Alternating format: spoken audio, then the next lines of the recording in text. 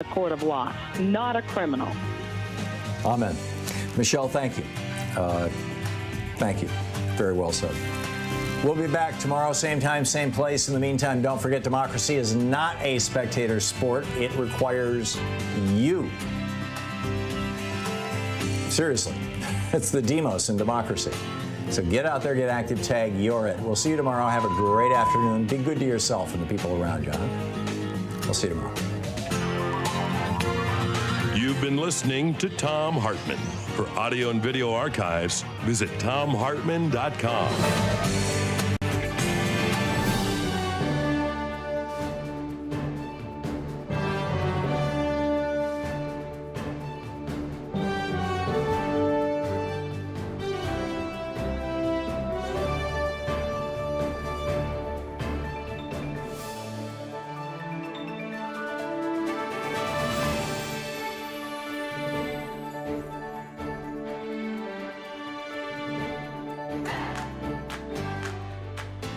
These companies support the Thom Hartmann Program. They are HelloFresh, the #1 meal kit delivery service. More information at hellofresh.com, code TOM.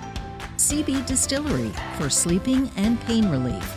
More info at cbdistillery.com, code TOM. Annie's Kit Clubs, creativity delivered right to your door.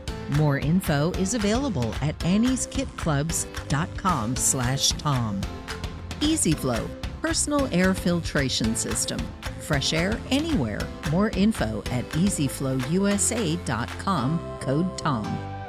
Masterclass with world-class instructors. More info at masterclass.com/Hartman. And Dinovite, only the best all-natural pet supplements. More info at dinovite.com.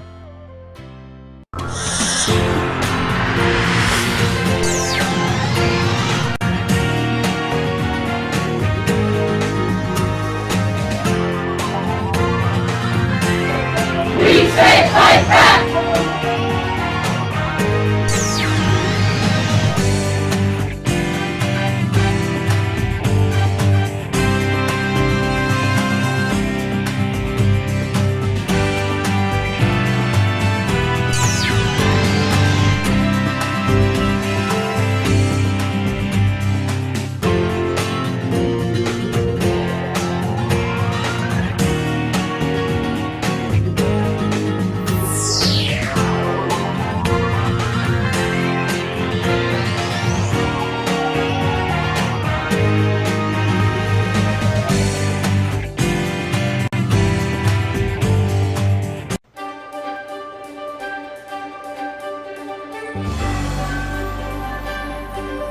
Our book today in the Thom Hartmann Book Club is Cokeland, The Secret History of Coke Industries and Corporate Power in America by Christopher Leonard.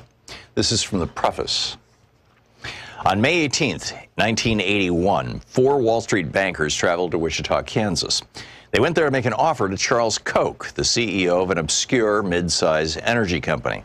The bankers from Morgan Stanley wanted to convince Koch to take his family's company public, offering shares for sale on the New York Stock Exchange. Their deal was squarely in line with the conventional wisdom of corporate America at the time. Going public was seen as a natural progression for companies like Koch Industries, offering them access to big pools of money and promising enormous paydays for the existing team of executives. All it required from the CEO was to surrender control. Morgan Stanley, in return, would collect a small fortune in fees. Charles Koch was 45 years old. He had run Koch Industries since he was 32 when his father died suddenly.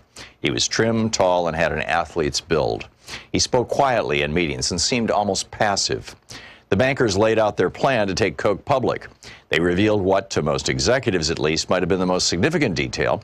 If Charles Koch agreed to the deal, he could earn $20 million overnight. The bankers seemed incredulous when they prepared a confidential memo about Koch's reaction. He does not want this cash, the memo reported. Charles Koch calmly explained to them why their offer made no sense. His company was breathtakingly profitable. It operated in vital, deeply complex corners of the American energy industry. During the 1980s, Koch Industries was the largest purchaser and transporter of U.S. crude oil. It owned an oil refinery. It employed teams of commodity traders who bought and sold a wildly diverse menu of raw materials and financial products, from gasoline to paper futures contracts. This might have encouraged most CEOs to take their company public. Koch Industries, however, did not want outsiders to know how much money its traders were earning. Taking the company public would expose too many of its secrets. The memo said, certain of Koch's commodity traders are particularly worried that their high salaries, once disclosed to the public, would be used against them by their trading partners. Secrecy was a strategic necessity for Koch Industries. Charles Koch did not want to surrender it. He also didn't want to surrender control. He had a specific, clear vision of how to run his company, and he didn't need Wall Street investors to interfere. If the bankers expected Charles Koch to go along with the conventional wisdom of their time, then they, like so many outsiders, did not understand him. Beneath his low-key veneer, Charles Koch was, at his core, a fighter. He had unmovable ideas about how things should be, and he did not back down when challenged. When he was challenged by his own brothers for control of Koch Industries, he fought them in a bitter legal battle that lasted decades. When he was challenged by members of a powerful labor union during his first years as CEO, he fought them even as they committed an act of industrial sabotage that nearly destroyed Koch's oil refinery. When the FBI and the U.S. Department of Justice launched a criminal investigation into Koch Industries' oil gathering business, Charles Koch fought them with every legal and political tool at his disposal. When a liberal Congress and President Barack Obama sought to impose regulations on the fossil fuel industry to control greenhouse gas emissions, Charles Koch fought them in ways that changed U.S. politics. In each of these fights, Charles Koch prevailed. When Charles Koch dismissed the bankers in 1981, it was just a small skirmish in the larger war to control Koch Industries. After prevailing in that fight, he created a company that was true to his vision. He avoided the snares that entangled many publicly traded companies that report their financial results to investors every 3 months. Koch Industries didn't have to think quarter to quarter. The company thinks year to year. An internal think tank and deal-making committee called the Development Group will sometimes think through a business deal on a timeline measured in decades. This long-term view made Koch more nimble where other companies stumbled. In 2003, for example, Koch Industries bought a group of money-losing fertilizer plants when no publicly traded company was willing to take the risk. Today, those plants are as profitable as a broken ATM machine that spews out cash around the clock. Unlike publicly traded companies, Koch Industries does not pay out rich dividends to investors. Charles Koch insists on reinvesting at least 90% of the company's profits, fueling its constant expansion. This strategy laid the foundation for decades of continuous growth. Koch Industries expanded continuously by purchasing other companies and branching out into new industries. It specialized in the kind of businesses that are indispensable to modern civilization, but which most consumers never directly encounter.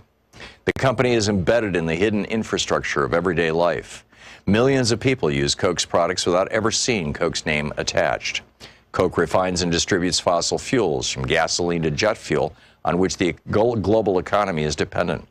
Koch is the world's third largest producer of nitrogen fertilizer, which is the cornerstone of our modern food system. Koch makes the synthetic materials used in baby diapers, waistbands, and carpets. It makes the chemicals used for plastic bottles and pipes. It owns Georgia Pacific, which makes the wall panels, beams, and plywood required to build homes and office buildings. It makes napkins, paper towels, stationery, newspaper, and personal hygiene products. Koch Industries owns a network of commodities trading offices in Houston, Moscow, Geneva, and elsewhere.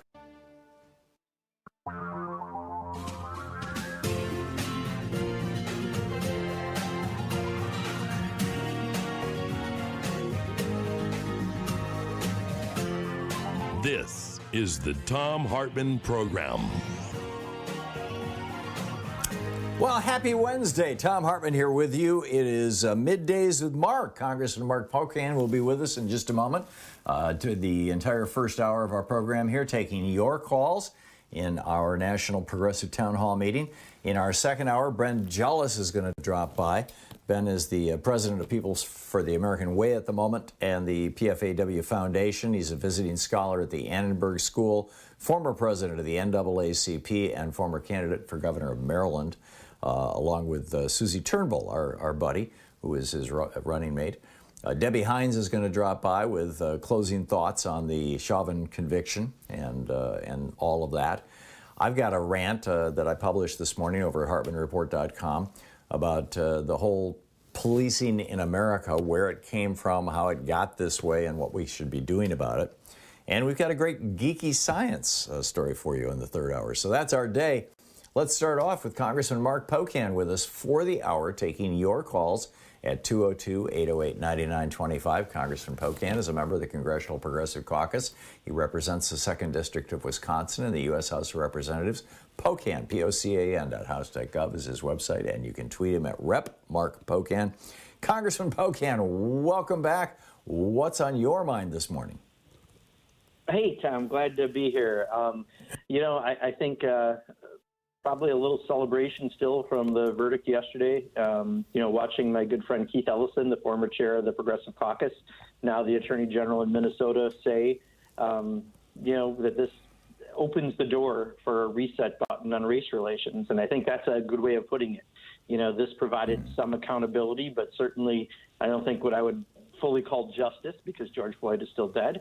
But this did send a powerful signal that, police aren't above the law, that we have a problem with race relations specifically among policing. And we've done bills in Congress to address that. But to see that verdict, I think that sent a really important signal. And I hope Attorney General Ellison is right, that this can press that reset button. So I think that's, even though we're very busy in Congress doing lots of other things, I think that was very significant and on front of many of our minds. And one of the things that came out of this is a piece of legislation that has passed the House. It's waiting for consideration in the Senate right now. The George Floyd Justice in Policing Act, if I'm remembering the title correctly. Yes. Can you share any of the details of that with us? Well, it goes after a number of issues we've had, including the particular type of hold that was used in this now, I guess, murder is the best way to put it. It addresses a number of other issues, like keeping a database on police officers that do commit, these types of acts. It's a fairly comprehensive, certainly not fully comprehensive, but fairly comprehensive bill that now is sitting at the Senate. And if the Senate can figure their way around the rather arcane rules that they have, I think they have a chance to move it forward, because I don't think you're going to see Republicans still rushing forward to do the right thing. It's just not been what we've seen in Washington these days. That would be a fine thing. Well, let's pick up phone calls and see what's on people's minds today. Pam in Chicago, you are on the air with Congressman Pocan. Good morning. We do have some relief with this verdict, Tom and Congressman, but very specifically, I wanted to ask about the George Floyd Justice and Policing Act. It seems like a very, contentious point is the qualified immunity. And it is my sincere hope that Biden does not negotiate on that point. Additionally, I wanted to ask you, Congressman, there has to be something done about identifying the officers that exhibit racist behaviors and have racist tendencies and have affiliations with hate groups. And the vetting process that comes to mind for me is the same vetting process that was used to eliminate those National Guardsmen from the Capitol. Whatever vetting process was used, we now need this with our entire law enforcement community at all levels. And I'm asking what possibility, maybe an additional piece of legislation, but we have to, Tom, weed out the racist on the force. We have to prevent it. We have to do polygraph tests and whatever we can. It's not the end-all, be-all, but it's a great start, and I'll hang up and listen. And please comment to that. Eliminating the racist officers, identifying and eliminating them from the force. Thank you. Thank you, Pam. Well, thank you, Pam. So first, I would say part of the bill does keep a database of an officer who does something like this. So Unfortunately, that's only once there's been an action. Doesn't still address your question, but at least you'd have a database of officers so that hopefully another department won't pick up one of these officers that's already done an infraction.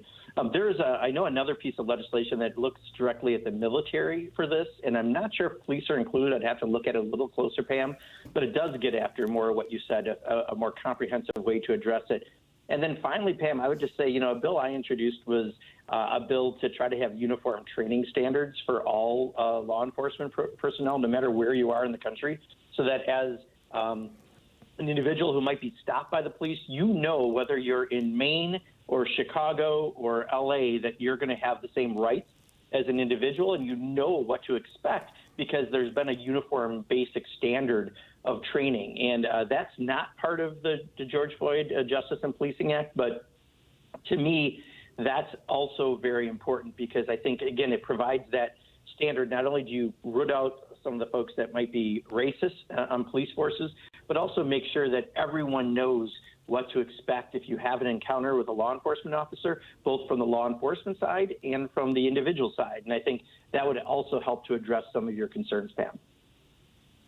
Kevin, Kevin in Mobile, Alabama. You're on the air with Congressman Pocan. Hey, Congressman.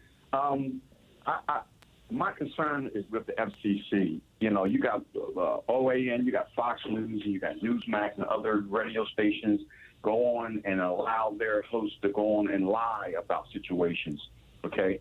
And what it does, it takes people like the officer to believe that he can do what he wants or we will back you. Is there any kind of laws that can be implemented federally to stop these agencies from lying? And if they do make a mistake now, then they can retract. They have time to retract. But there should be some laws to state that you cannot be going on the radio lying. That's on TV or anything and just out and out lie. That's like me going and say there's a fire in the movie theater and there isn't. Kevin, I hear you what you're saying. So I think the factual answer is yes. I assume there's something we could do legally to try to put more responsibility back into news coverage. And I think, we've taken a few steps backward over the years on that front. However, I say that with an asterisk because I think when you watch the bow tie guy, I'm forgetting his name right now, which is probably a good thing, on Fox News, people like that, don't forget, they're not journalists. They are commentators, and they have a different flexibility. They may act like journalists, but, clearly facts and figures don't matter to what they put out there. So I don't know if you're going to be able to address it as concretely as you'd like to from what we all would say is journalism, and especially those type of folks. I mean, they seem to breed on sensationalism. So, yes, we probably can do more, but I think there's always going to be the loopholes of commentators versus actual journalism. It's Middays with Mark, Congressman Mark Pocan, in our National Progressive Town Hall meeting, taking your calls for the hour at 202-808-9925. We'll be back with more of your calls for Congressman Pocan in just a moment. He's a member of the Congressional Progressive Caucus, represents Wisconsin in the U.S. House of Representatives. This is the Thom Hartmann Program. Pocan.house.gov is his website, and you can tweet him at Rep. Mark Pocan.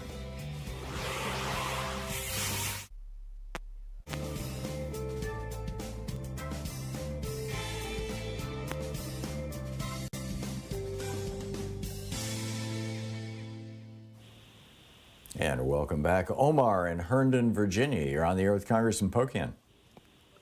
Sir Thom Hartmann and Lord Mark Pocan, good day to you both. Mr. Pocan, his name is Clown Tucker Carlson. That's his name, Clown. Thank you. Well, yeah, thank you. Well, I was calling about Mr. Pocan. What's the status on UBI, universal basic income, and the $15 minimum wage? I know, is this something that we can get in the next bill in Congress? I mean, is it dead on arrival? Is it still something that you guys are looking at? Thank you. Yeah, great question, Omar. First of all, on universal basic income, I don't think there's a bill that's going to move this Congress on that. So while it's still an idea that a number of members clearly are willing to talk about, I don't see that moving through the House or Senate. On minimum wage, we passed it out of the House. The Senate, we saw that we had, I think, 8 Democrats who voted against it when it was through the reconciliation process. We've talked with Senate leadership and the White House about some possible changes that I think would pick up 5 or 6 of those folks. The ultimate question is, what do the people of West Virginia or Arizona, think about this issue? And I've seen some polling, and they seem to think we should raise the minimum wage. So I think it's not dead at all. It's still very much a priority for many of us. It's just how do we get to the point? I think what we look at on all bills right now, Omar, and this is helpful hopefully in a broader context, is first, how do you get to 50 votes in the Senate? And then you kind of have the conversations about filibuster reform or reconciliation or other processes. But first, they have to get to the 50 votes is kind of how they're operating, which means we have a couple more folks to get to the right place. My hope is we'll get there because there's absolutely zero question in my mind that America is long overdue for a raise. Maverick in Edmonds, Washington. You're on the air with Congressman Pocan. Yeah, good morning, gentlemen. Thanks for doing this National Town Hall. I think it's really, really important, and I really appreciate it. And by the way, I have another name for that Carlson guy that we see on Fox television, but it would be wrong for me to say it over Tom's airwaves. So what I want to ask Congressman, I think you know, right? So what I want to ask Congressman is there's this thing called rolling coal, and I briefly got to speak with Ro Khanna about it a couple weeks ago, but we ran out of time, and I didn't get to pose my final question on what action to take about it. And the rolling coal is, for people who don't know, is these people that alter their diesel pickup trucks so that when they stomp on the throttle, this enormous cloud of poisonous particulate matter comes out of the back, which is a health hazard, and it's a poke in the eye to the climate, global warming, and whatnot. So what do we do? Because this is done intentionally for amusement purposes by these people. What action would I take in order to bring this to the attention of someone elected official that can do something? And Pramila Jayapal is my representative, by the way.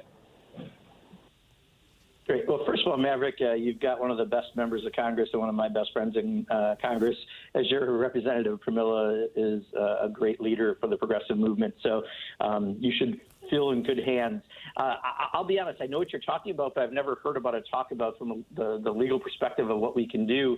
I would think that it may be also worthy of contacting your state legislators because you might be able to have a quicker fix to something like that. But clearly, you're right, it's got a global impact, and I just don't have a direct answer for you on that.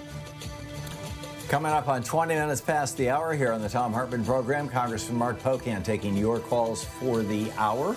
We'll be back with more of your calls for Congressman Pocan in just a moment. Pocan, POCAN.house.gov is his website.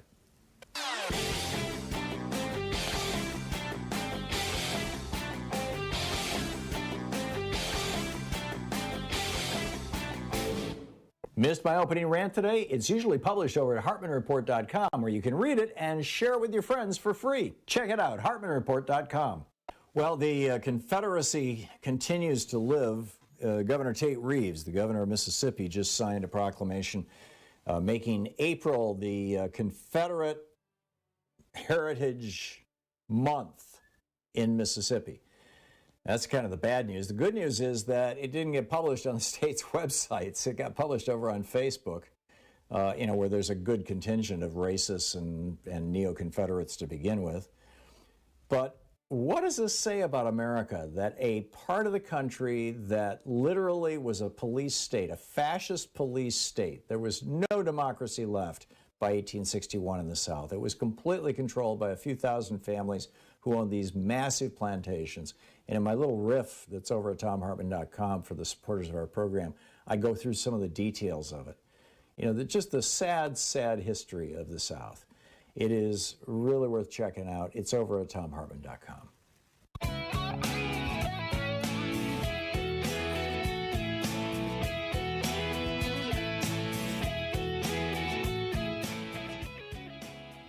Calls for the hour. And Bill in New York City, you're on the air with Congressman Pocan. Thank you, Tom, and thank you, Congressman.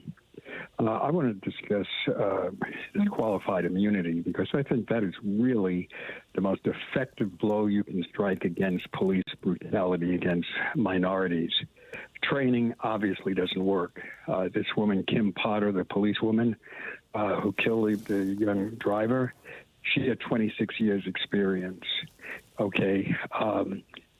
You have to hit them where it hurts. I think I can say this because Lyndon Johnson said it, and that's basically you grab someone by their balls and their heart will follow.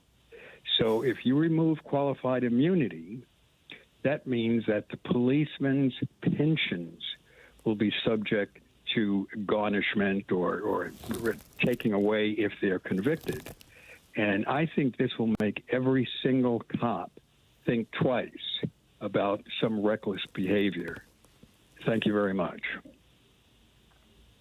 Yeah, Bill, I think we sent the bill to the Senate the way we did, unified as Democrats, for all the reasons that you just mentioned and others that are in that bill, because we think they're important. Now, the Senate being 50-50 with giving any individual senator a lot of sway, clearly that could be a factor as they move forward, and then they still have to get through their arcane rules. But I'm with you. I mean, I think yesterday showed that you can have accountability at some level, but that's kind of a basic level of accountability. You need to, I think, to have additional measures to truly make sure that we're changing a very systematic system of racism that's unfortunately been accepted way too long in this country. So your point is well taken. We sent the bill out the way we did for a reason. But, once it gets to the Senate, it is in a very different set of rules and different set of hands and a different reality with a 50-50 Senate. David in Honolulu, Hawaii, you are on the air with Congressman Pocan. Okay, great.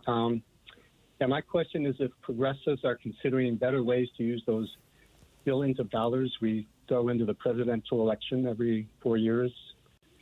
My suggestion would be attack the heart of the Republican lie machine. Buy a minute of time every day on the shows of Tucker Carlson, Sean Hannity, and the like. That's how to really put them on the defensive. You can immediately expose their lies, show their hypocrisy by comparing past and recent video clips. Let their audiences learn about what democratic socialism and unions and national health care are really about. Maybe even let them hear Eisenhower's Cross of Iron speech. And it could be as far from political advertising as possible. Get big names and directors, Hollywood people, donate time to create great content that appeals to everyone. Repeat that every day, and those memes, progressive memes, start to sink in and have an impact. How about that? Yeah, David, I hear your suggestions. Let me say two things. One, I mean, on a legislative side, and I'll get to your more specifically to your question in a second, we've been promoting H.R. 1, the most comprehensive campaign finance, election, and ethics reform bill ever introduced to level the playing field from all these states that we're playing whack-a-mole on with different election laws that make it harder for people to vote, makes, politicians pick their voters rather than the other way around. But two, I think one thing at the core of how progressives operate is we really want to have more grassroots efforts and communication in our campaigns and using things like social media and other things that people like AOC and others use so very effectively. So maybe it's not just trying to compete on the one front of advertising that's traditional, but maybe trying to find other ways to get messaging out, working with community groups, et cetera. That's been at the core of, I think, where we've had our most successes in using social media, which you can really target voters very effectively. But keeping up with the technologies that are out there and not just, doing something that consultants make a commission on, which I think is all too often what, advertising has been in campaigns. But we really want to have grassroots communication, and that's been probably at the most of a forefront of what progressives have asked for. David in San Francisco, you're on the air with Congressman Pocan. Oh, morning, Tom and Congressman. Regarding the infrastructure bill, of course, the Republicans are refusing to sign on to it. Does that mean that they're refusing to put in bids for projects in their district? Great point, David. That is the hypocrisy of the Republican Party, right? As we pass the American Rescue Plan, we watch people like Madison Cawthorn and other Republicans taking credit for dollars going in their district after they voted against a bill. It don't work that way. You can't do that. And I think the same is true of infrastructure. The reason, they want a bipartisan bill is they want to take credit for some things, but only the things they want to take credit for. Well, that's not the way it works. We have an entire nation to take care of. Things that may be important to New York City may not be as important to rural Wisconsin, but vice versa is true as well. And, if they're not going to support an infrastructure bill, they shouldn't be able to take credit for it, and we have to hold them accountable. Well said. Coming up on 28 minutes past the hour, it's the Thom Hartmann Program, our national town hall meeting here with Congressman Mark Pocan. Middays with Mark. His website is pocan.house.gov. You can tweet him at Rep. Mark Pocan. He's a member of the Congressional Progressive Caucus. Program. Call 202-808-9925. And represents the 2nd District of Wisconsin in the U.S. House. We'll be back with more of your calls for Congressman Pocan in just a moment.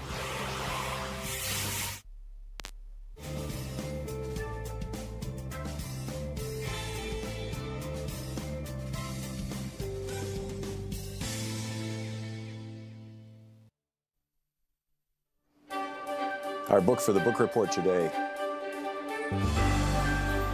Our book for the book report today is Taking Bullets, Terrorism and Black Life in 21st Century America, Confronting White Nationalism, Supremacy, Privilege, Plutocracy, and Oligarchy, a Poet's Representation and Challenge by Haki R. Madhubuti. He writes, this is from the chapter, page 27, the chapter Terror in the Midst of Prayer and Empire. In our perpetual state of national mourning, where our eyes are watered out and our hearts cease to heal at the rate the Creator meant them to, we hold hands in profound silence as we remember the Mother Emanuel 9 of Charleston, South Carolina, those 9 mothers, fathers, sisters, and brothers. Even before burying, before black earth covered their caskets, too many ministers, media pundits, and plain white and black folks downgraded the terror that quickened their deaths of our finest in this land to the mental illness and race hatred, in quotes, of a single young white man. He may have acted alone, but he was not alone in his thinking, encouragement, gathering of arms, warped consciousness, confirmation, or ahistorical views, and yeses from the millions in the nation who proudly wear and display the Confederate flag above their hearts and fly it in all of its traitorous glory over a state capitol and other institutions. Again, we find ourselves at war with history and culture, entertaining another call for a national conversation on race and a president weary of trying to make sense of and comfort the grief-stricken nation with words from the highest office of the land. This was written while Obama was president. These are the facts, not an opinion or the ignorant ranting of compromised preachers and television pundits.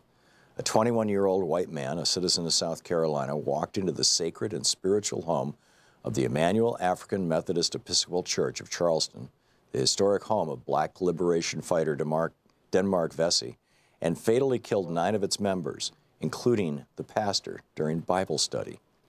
This was a pure act of domestic terrorism. A modern-day lynching by a young white nationalist who coolly and calmly assassinated 9 black members of Mother Emanuel.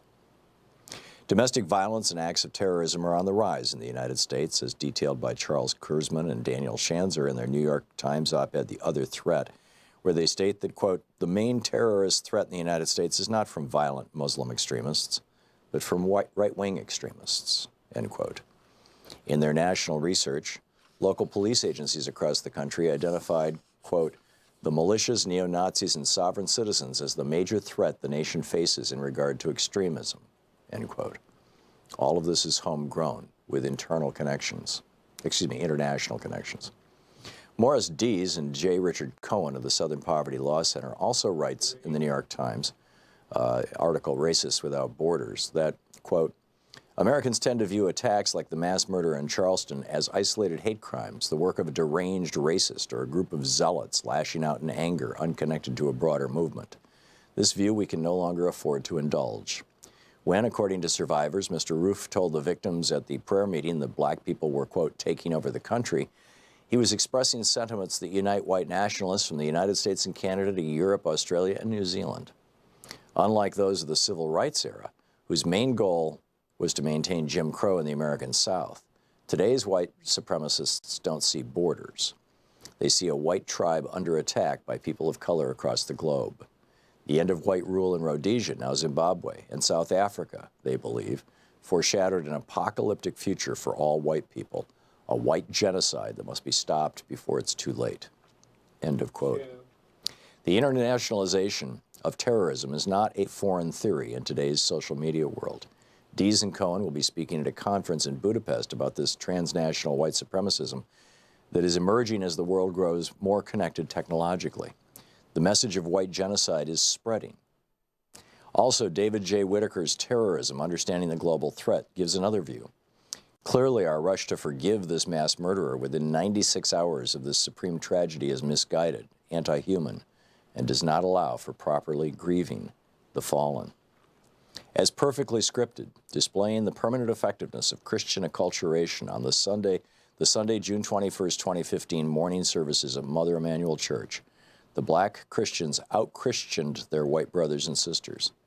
Before the morning sermon, the presiding elder, Reverend Norvell Goff Sr., found it necessary to thank the local, state, and federal law enforcement agencies for doing their job. He also stated, quote, "A lot of folks expected us to do something strange and break out in a riot. Well, they just don't know us. We are people of faith," end quote. I find this statement inappropriate, insensitive, and ahistorical, implying, whether he meant it or not, that the recent uprising and rebellions in Ferguson, New York, Cleveland, and other parts of the nation were riots and did not include black people of faith, and that somehow they were strange in their social, political, and economic activism. Informed people do not riot against injustice or white terrorism. They study, organize, and strategically struggle at all levels, in the streets, on the campus, in front of the White House, and in corporate boardrooms. Dylan Roof his stated intentions were to start a race war, and informed black leadership understands that we cannot pray this away or appeal to any law enforcement agency that all across the country, including Charleston, has been seriously compromised. To label black reaction to murder, terrorism, deep unemployment, substandard housing, etc. as riot is to blame the victim. The book, Taking Bullets. Our 1-hour free podcast recaps our show, and it's available wherever fine podcasts are found. And we have the full 3-hour podcast available over at thomhartmann.com if you want to really support our program. 34 minutes past the hour. Welcome back. Congressman Mark Pocan taking your calls for the hour. Donna in Round Mountain, California. You are on the air with Representative Pocan. Yes. Trump did that big tax increase. And I've heard that in the same bill, or decrease, the rich get richer. I've heard that in the same bill, that people making under $75,000 a year will have their taxes increase every year from this year, 2021, through 2029. Is that true? Boy, I would have to take a look at it closer, Donna. I can tell you this, what we do see is a ramping up of the percent of money that goes to the top 1% at that year 9 or year 10 point. It's something like 83 to 85% of the money goes to the top 1%. So in that regard, it's probably true just because of how the numbers actually work on this. But I don't want to say it definitively because I actually, when that bill came up, I was home with my heart surgery at the time, and I'm not as well versed because I was not around for that debate on that aspect of it. So I'd have to get back to you. But I know that, our big complaint was that the $1.9 trillion that was in that bill, again, like 83 to 85% of it was going to the top 1% in a number of years, which addresses, I think, what you're talking about, which is, again, how skewed it is. And then, of course, watching Republicans squeal while we try to spend money on infrastructure or on the American Rescue Plan to benefit all of America, suddenly we don't have money. That just shows the hypocrisy that they put out there. David in Racine, Wisconsin. You're on the air with Congressman Pocan. Hey, good afternoon, gentlemen. Mark, my question is, do you know or have you heard of any good progressive that will be running for the Ron Johnson seat And if not, how do we find them? And we need to get them out there. So, I mean, I'm ready to go to work now. So that's my question. Yeah, David, great question. So I think there's at least 3 or 4 announced candidates, and I think at least one more expected to be in the race. And there's a number of people who have good progressive values that are running. The person who's not announced yet is Lieutenant Governor Mandela Barnes, who was a progressive state legislator, worked for SIX, the think tank for progressive state legislators, and currently the Lieutenant Governor. Sarah Godlewski, the state treasurer, is progressive from Madison, originally from Eau Claire, has a strong track record on progressive values. Tom Nelson, who was a former majority leader in the Assembly, now Outagamie County Executive, is running on things like Medicare for All and other progressive issues. Alex Lasry out of Milwaukee also did some very progressive actions with the Bucks when they actually brought in unions very voluntarily to do that. And there's a 5th person, I'm just forgetting the name, but to be honest, they're not probably one of the major candidates. So just ask the candidates outright on the issues that you care about the most. The bottom line is we're here to beat Ron Johnson. And I hope that the candidates don't attack each other personally. There's no reason to. But what we do need to do is keep the eye on the prize, that Ron Johnson is an embarrassment to the state of Wisconsin. He's an embarrassment to the country. And seeing him defeated not only will help give the Senate a little more buffer on the Democratic side, but also replace someone who makes Joe McCarthy kind of look normal. Right. Stephen in Albuquerque, New Mexico, you're on the air with Representative Pocan. Thank you, gentlemen. I have a question that goes back to the first payroll protection program distribution. We had an incident where I talked to you about this a year ago about money that was not accounted for in the millions that had just disappeared. Has that ever been located, or have we got more accountability now? Yeah, I mean, the program itself has been fixed in a number of ways. I mean, I think one of the biggest problems that we initially saw, Stephen, was just people's access to PPP. If you didn't have a relationship with a bank or a credit union at the time, it already put you a bit of a disadvantage.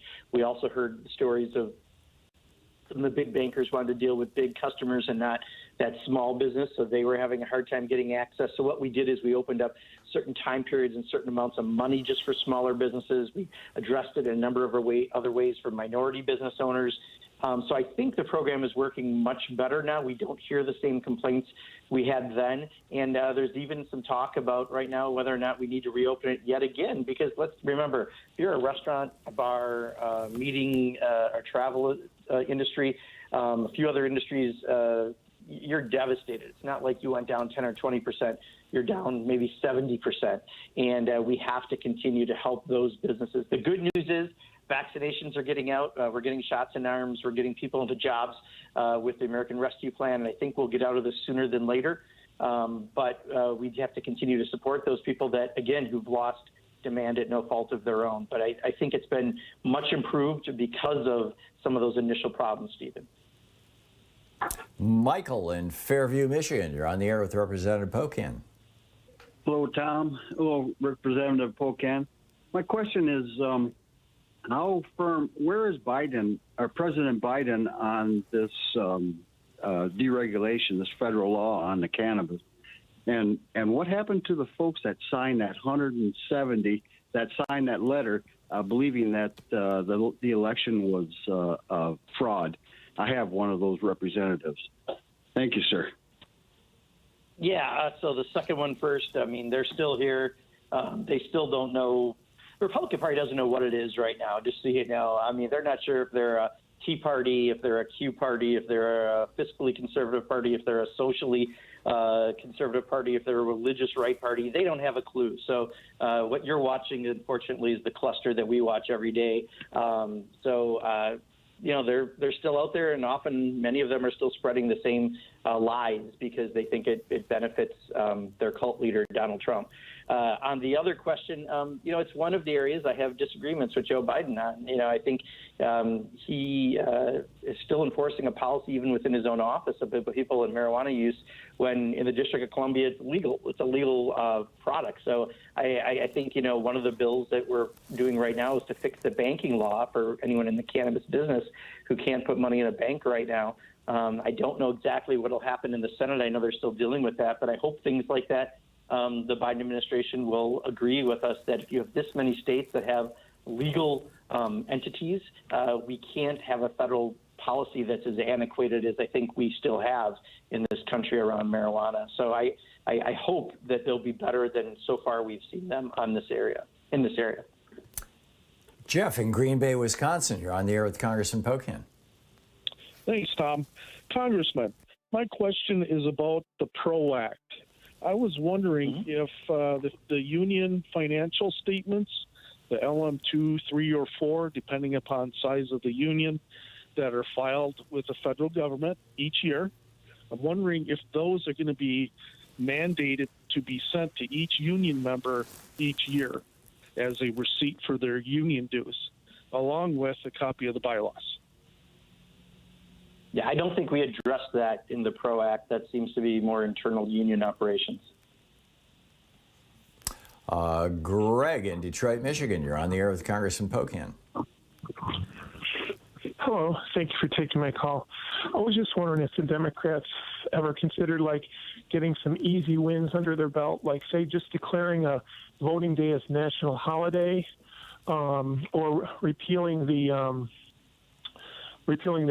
bill for the post office that they have to pay the retirement 75 years in the future. It seems like that'd be an easy win. And then one last thing, I was just wondering, did they ever consider going on C-SPAN, like say once a week, just to communicate to the American public, where you could log into C-SPAN here and they could take calls similar to this show, but say Chuck Schumer or the head of the Democratic Party could go out there and just take calls and explain their agenda to the American people, where you feel more of a connection. I'm sorry. Thank you. Sure, Craig. First of all, I think members across the country, that's part of what we do in our districts, are make sure that we're talking to the press, explaining what's happening in Washington. So it's really incumbent on all of us to do those jobs. And where you have Republican members of the House or Senate, hopefully there's other institutions and individuals doing that. But clearly that is, I don't know if there's ever an easy win for Democrats these days in the 50-50 Senate, I'll be blunt, which is why a lot of us are looking at that filibuster rule as something that's very arcane and probably needs updating. But I would argue we've passed one of the biggest bills in decades in Congress, the American Rescue Plan. And in that, we're getting shots in arms, we're getting people in jobs, we're getting kids back in schools safely. We're doing a lot. That we need to talk about a whole lot more. And I think that's been, if anything, Greg, a mistake that we've made is that we haven't gotten out there and really sung the praises of how comprehensive that bill was, that put checks into people's pockets. It helped small businesses. It helped our state and local governments. Go down the list. It was a very comprehensive bill. And that alone, for Congress to get something like that done and improve the economy and improve the situation around COVID is pretty amazing. And I think we need to get out there and really let people know what Congress did, because it was very significant. We have about 15 seconds left. Do you see a version 2 coming down the road? Well, I think many people look at the infrastructure bill kind of as the version 2. It's kind of helping get the economy going post getting the vaccines into people's arms. So, and that I think will get done before we do the August break. Yeah, so that's great. Congressman Mark Pocan is with us, taking your calls for the hour. Pocan, POCAN.house.gov is his website. You can tweet him at Rep. Mark Pocan, member of the Congressional Progressive Caucus. It's our National Progressive Town Hall meeting, Middays with Mark edition. 45 minutes past the hour. You're listening to Thom Hartmann. Visit ThomHartmann.com for audio and video archives. Back with more of your calls for Congressman Pocan in just a moment.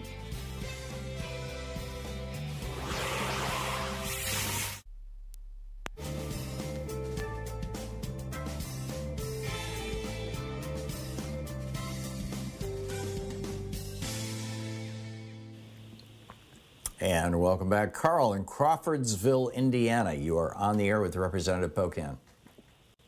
Thank you, Tom. What happened to the Inspector General's reports that caused the firing of those Inspector Generals in several departments, including Mitch McConnell's wife's Transportation Department? And what happened to the 3 people that can summon Mr. Trump's tax returns? You're stumping me a little on the second one. I'm not quite sure what you're referring to offhand. I can tell you that the Inspector General largely is under the purview, well, it can be every committee's oversight, but also the Oversight and Government Reform Committee does a lot of that work. I don't serve on that committee, so I can't tell you exactly what their agenda and schedule is.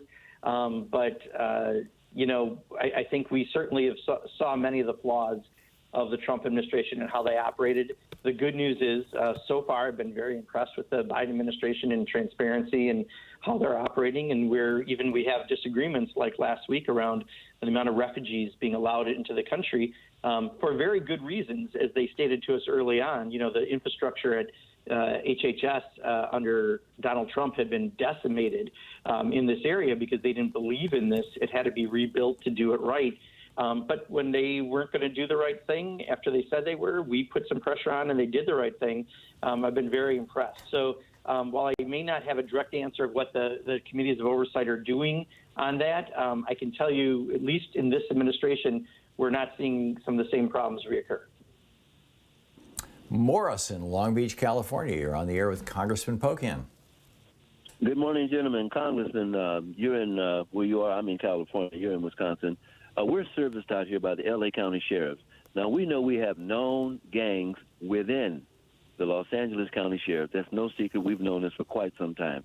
People are terrified out here. These folks even stopped the mayor, Aisha, beautiful black woman, stopped her, the county deputy, one of them deputies did. Now, this is what I'm proposing. We're going to have a federal vetting program for anyone that carries a gun and a badge in this country. Now, you folks are supposed to, you know, protect us, the pursuit of happiness and whatnot, all you congressmen, and you can't let these states and these local people, mean-spirited folks, take away our protection.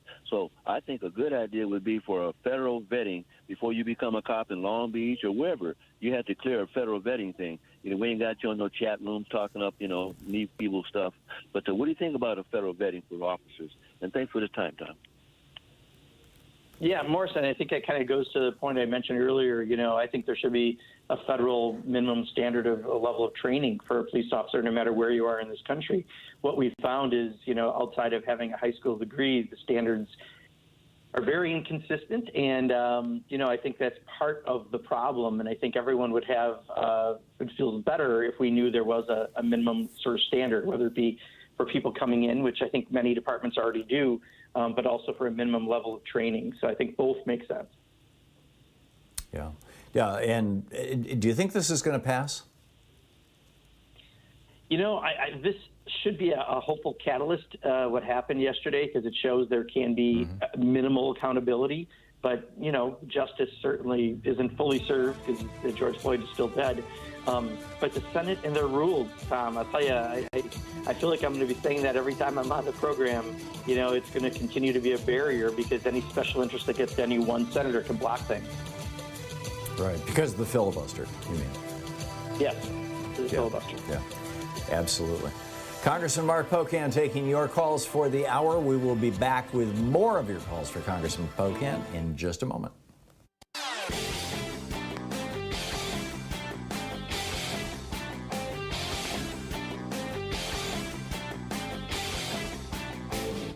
Missed my opening rant today? It's usually published over at HartmannReport.com, where you can read it and share it with your friends for free. Check it out, HartmannReport.com. So there's a new study that this is not peer-reviewed, but it is in preprint. It is being peer-reviewed as we speak, where the scientists were looking at the ability of the COVID virus to jump from the human species. You know, it started with bats, and then it apparently went to pangolins and then to humans. To jump from humans to other species, which would be a big problem. If we can infect other mammals, you know, our cats and dogs, if we can infect rats or mice who have traditionally been disease vectors for all kinds of things, from the bubonic plague to hantavirus, if we can infect them with this virus, we've got a whole brand new problem. And sure enough, they have found that these two variants, B351 and P1, both can infect mice in the laboratory. And they say this abrogation of the species barrier represents, you know, a serious problem. It's over at ThomHartmann.com. Check it out.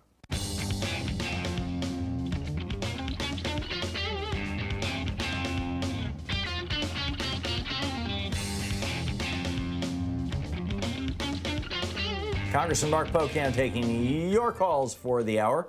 Alejandro in Miami, you are on the air with Congressman Pocan. Hello, Congressman. How are you doing? Very good, Alejandro. Thank you. Well, this whole thing with the whole, ridiculousness of the Maxine Waters, asking her to be censored brought up this really important point.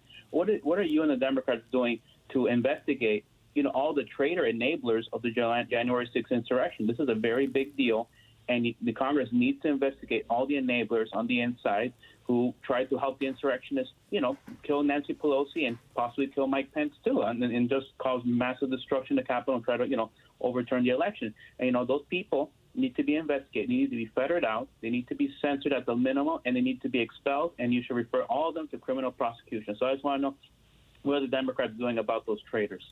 Thank you very much. And I have an add-on question to that, if I may, Congressman. I have heard, I read this in it wasn't the New York Times, so I don't know if it's true or not, but it seemed credible that the internal video in the Capitol building from January 3rd through the 5th that would have shown members of Congress giving tours to these traitors, that has all been wiped out, that 30 days after they routinely destroy it, and it got destroyed before it got caught. Do you know anything about that? Tom, yours I just don't have an answer to. I don't know offhand. I don't know that. To Alejandro's question, we are trying to put together a special commission to deal with it. I think, unfortunately, it's been caught up over the proportion of Democratic and Republican members, and I hope that doesn't delay it too much, because we do have to get to the bottom of more of the answers about, who was responsible, and make sure that there is real accountability for the first attack on the U.S. Capitol in 200 years. And, I know Democrats are still committed to that. It's just a matter of, I think, figuring out the commission and making sure that the Republicans right now we have a problem because of the makeup of the committee. Having said that, you're completely right. I mean, the ridiculousness yesterday of going after Maxine Waters, they're all for show these days. They don't have any substance, and yet they don't understand, Marjorie Taylor Greene, the responsibility that, they have among their own members, her and Boebert and others. It's bad community theater at best sometimes up here in Washington, watching the Republicans try to scramble for a message. Bill in Clifton, New Jersey, you're on the air with Congressman Pocan. Good afternoon, gentlemen. The thing that sticks out most with me regarding the police situation is that this guy Chauvin lived 19 miles away from where the incident was in Oakdale suburb. The communities should be in control of the police who are working for them, and there should be some sort, whether it can be legislated or should just be policy, to get police to live within the communities that they serve. I mean, and he's taking the money out of that community and he's spending it in Oakdale, his salary. And I'm sure they're desperate for jobs in some of these communities where these incidents happen. So I hope there's some way they could at least promote or give an incentive for police to live within, say, half a mile of where they have to work, and that the people who they work with should be known to them and they should know them. So it goes a long way when there are problems like this if the people know each other. Is that a good idea? Yeah, Bill, many communities do have residency requirements that you live within the jurisdiction that the municipality anyway, that you're representing. And, we don't address that at all on the federal level, but that is something many local communities have. And I do agree with you. I mean, I think, time after time, community policing models have proven themselves that when people actually are part of a community and know people in the community, you don't have the normal escalation that often happens. And, you're making a strong point for that. Jessica in Springfield, Illinois, you're on the air with Congressman Pocan. We have a little less than a minute left. Real quick question, please. Okay, yeah. Hi, Rep. Pocan. I was wondering about Louis DeJoy and how he is still Postmaster General. I'm worried that he's still in this position. What can Biden or Congress do about this so that we can restore the Postal Office and make sure vote by mail is secure in the future? Thank you. Yeah, Jessica, I think we all share your concern. I don't think DeJoy should be Postmaster General. Unfortunately, it's not up to Congress. It's up to the Board of Governors, and the President can appoint people to the Board of Governors, but it's not as direct a fix that Congress can do. But I completely agree with you. If we don't do something, DeJoy will destroy something that's mentioned in the Constitution and that is under our proper oversight. Congressman, just 15 seconds. What should we be looking at in the upcoming week? For the House, we're going to be in a committee week next week, and then another week back home, and then we'll be back out here. I'm not sure about the Senate, but it's the infrastructure bill. We're starting the appropriation process. Some big pieces of legislation are happening, and I think people really need to be heard on those to make sure. That'd be great if Republicans would stand up and support some things that should be no-brainer items. Great. Thanks so much for dropping by today. It's always great having you with us. Thank you so much. Of course. Thank you. Congressman Mark Pocan, pocan.house.gov, Rep. Mark Pocan on Twitter. We'll be right back. You're listening to Thom Hartmann.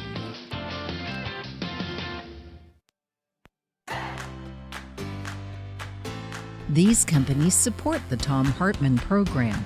They are HelloFresh, the #1 meal kit delivery service. More information at hellofresh.com, code TOM. CB Distillery for sleeping and pain relief. More info at cbdistillery.com, code TOM. Annie's Kit Clubs, creativity delivered right to your door. More info is available at annieskitclubs.com/Tom. EasyFlow, personal air filtration system. Fresh air anywhere. More info at easyflowusa.com, code TOM. Masterclass with world-class instructors. More info at masterclass.com/Hartman. And Dinovite, only the best all-natural pet supplements. More info at dinovite.com.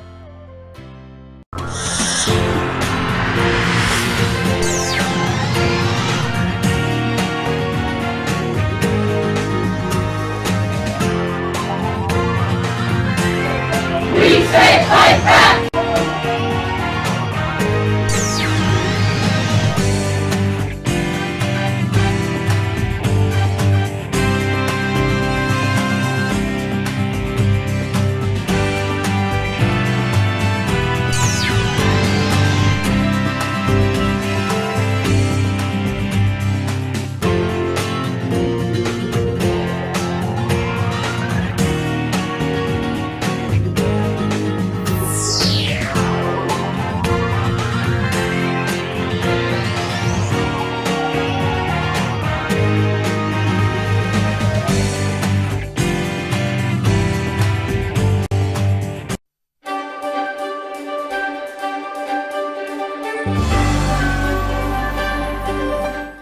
Today we're reading from Behold America by Sarah Churchwell, The Entangled History of America First and the American Dream. This is from the prologue. On Monday, 30 May 1927, a cool day with showers forecast, New Yorkers were gathering for the annual Memorial Day parades around the city. It was only 9 years since the end of the European War, into which America had been so reluctantly drawn and Europe had suddenly become closer than ever before. Precisely 10 days earlier, Charles Lindbergh had completed the first solo flight across the Atlantic in the spirit of St. Louis, and no one had yet stopped celebrating.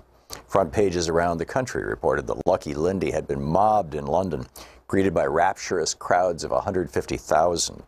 Few Americans were talking about much else than the newest national hero, but in New York that day, different kinds of mobs were about to gather. Around 8 a.m., a group of Italian immigrants living in the Bronx set out for the elevated train on their way to Manhattan to join the parade. But they were not going to honor the American soldiers who had died in the service of their country. They were supporters of Mussolini, planning to join 400 American fascists who were marching in Manhattan's Memorial Day parade as part of the official fascist movement in the United States. They had been invited by the parade's organizers, to the outrage of many anti-fascists, including Italian nationalists and anarchists who threatened violence if the invitation wasn't rescinded. It wasn't. Like all his fellow fascists intending to march that day, Joseph Carisi was wearing the black shirt uniform, sporting leather boots, jodhpurs, a black cap, and carrying a steel-tipped riding crop. When he stopped to buy a newspaper, Carisi was jumped by two men, stabbed in the neck, and left to die on the sidewalk. Another fascist, Nicholas Amoroso, who was running either to catch up with his group or away from the killers, reports vary, was shot 4 times, once right through the heart. One of the 2 murdered men had served in the American Army during the Great War. The other with the Italian Army, papers reported. The parade they had meant to join took place without them, a fascist delegation of several hundred that was guarded by police to, quote, avert disorder. After the parade, the American blackshirts returned to their headquarters in the heart of Times Square. There, another of the fascists standing outside was set upon by 3 men. He defended himself with his riding crop as his fellow blackshirts charged out brandishing clubs and whips, chasing the assailant through the theater traffic in Times Square, who fled as the black-shirted mob tore through the traffic. 100 fascists, reported the New York Times, rushed the attackers. A melee ensued that was quickly dispersed by the police. There was also violence in Brooklyn, where a parade of fascisti marched from the Angelo Rizza Fascista League at 274 Troutman Street in Bushwick. The LA Times reported several hundred men were parading, including 40 or 50 in the black shirt uniform. Fights broke out between supporters and protesters mingling on the sidewalks, and an anti-fascist was found lying on the ground, stabbed in the back. He survived and identified a fascist as his assailant. Accompanied by 30 police reserves to forestall violence, the marchers made their way through Brooklyn, stopping at the Wilson Avenue station. Fascisti came to attention and gave the fascists salute. They ended at a Roman Catholic church, where the priest blessed them under large American and Italian flags, while the police remained on guard. The biggest outbreak of violence that Memorial Day, however, occurred in Queens, where it centered around a different right-wing group, not Italian Americans, but the self-proclaimed 100% American kind. By 1927, the Ku Klux Klan had spread across the United States since its rebirth in Georgia 12 years earlier. The first Klan was formed in the immediate aftermath of the Civil War, as former Confederate soldiers in Tennessee created a secret society to promote white supremacism, and terrorize the newly freed slaves in the South during the Reconstruction era. The name is generally believed to have originated from the Greek word for circle, kuklos, while Klan pays homage to the mystified Celtic heritage supposedly shared by white Southerners. Within a decade or two, the first Klan had been successfully suppressed by law enforcement and died out by the turn of the century. But in 1915, it was resuscitated in Georgia, and by the early 1920s, the second Klan had achieved a powerful political presence in the United States, not only in the South, but across the country. I would add this is because of 1915, the movie Birth of a Nation came out. The Klan had an active presence in New York City and Long Island by 1927, with favorite slogans, which they even attempted to copyright at various points. That year, the Klan was calling attention to the fact that it first announced the program of 100% Americanism and of America First. They were not, in fact, the first to adopt these mottos, as this book will show. In 1927, both phrases had been around for a decade or more. But as far as the Klan busily copywriting hate was concerned, America First belonged to them. And on Memorial Day in Queens, 1,000 or so of them had gathered to march, many in white robes and hoods. They were accompanied by 400 women from the so-called Clavana, the feminine branch of the Klan. Some of the reported 20,000 spectators in Queens that day objected to the Klan's presence, as others defended their right to march. Scuffles broke out, and it turned into a riot. Women fought women, and spectators fought the policemen and the Klansmen as their desire dictated, said a newspaper. Klan banners were shredded, and 5 of their number were arrested, said initial reports, while a few others were caught up in the confusion as well. The book, Behold America, Sarah Churchwell.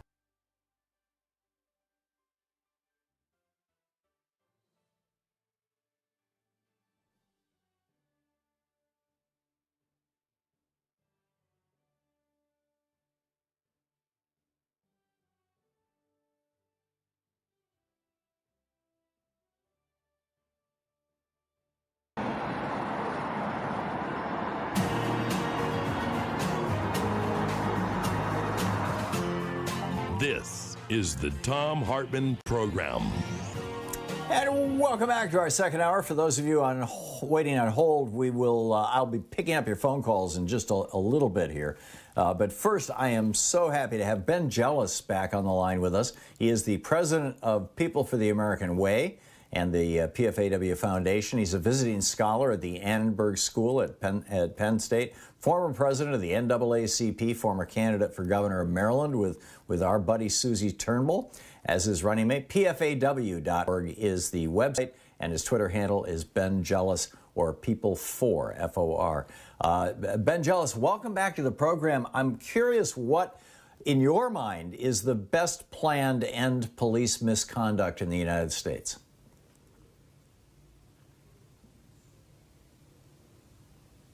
Ben? Oh, somehow he got taken off the board. There we go. Let me put you back on the air, Ben. I'm sorry. It's all right, Tom. Hey, so your thoughts on ending police misconduct in the United States? Well, first of all, I really yesterday was greatly relieved, by the verdict, and I believe what the verdict represents, frankly, is the success of multiple movements. The movement that the Floyd family launched for justice for George. It's the movement that resulted in Keith Ellison becoming the top prosecutor in Minnesota. It's the movement that was launched by the Rodney King case 30 years ago. And if you really kind of come down to it, frankly, it's also, the movement that started with the revolution in this country after the Boston Massacre. This country has been uncomfortable with authoritarian policing from the very beginning, and yet trapped, if you will, in a web of inertia. And our law enforcement historically kind of have 2 points of origin. One is the old redcoats, the old British colonial military, and the other is slave patrols. And none of that serves us well in the 21st century. And so our challenge at this moment is to, quite frankly, reimagine public safety and then reinvent it. The most exciting thing that happened during the trial, if you will, was day 3, miles away in Ithaca, New York. The town voted to replace their police department with a civilian-managed public safety department and to authorize that department to replace up to half of the officers over time through attrition with uniformed unarmed social workers, because they recognize that half of what they relied on the police department to do was frontline social work, and that people who are trained as officers aren't really trained well to handle social work. That may not be the solution in every community, but it is an inspiration for every community to press pause and say, okay, what do we really need here for all of us to be safe right now?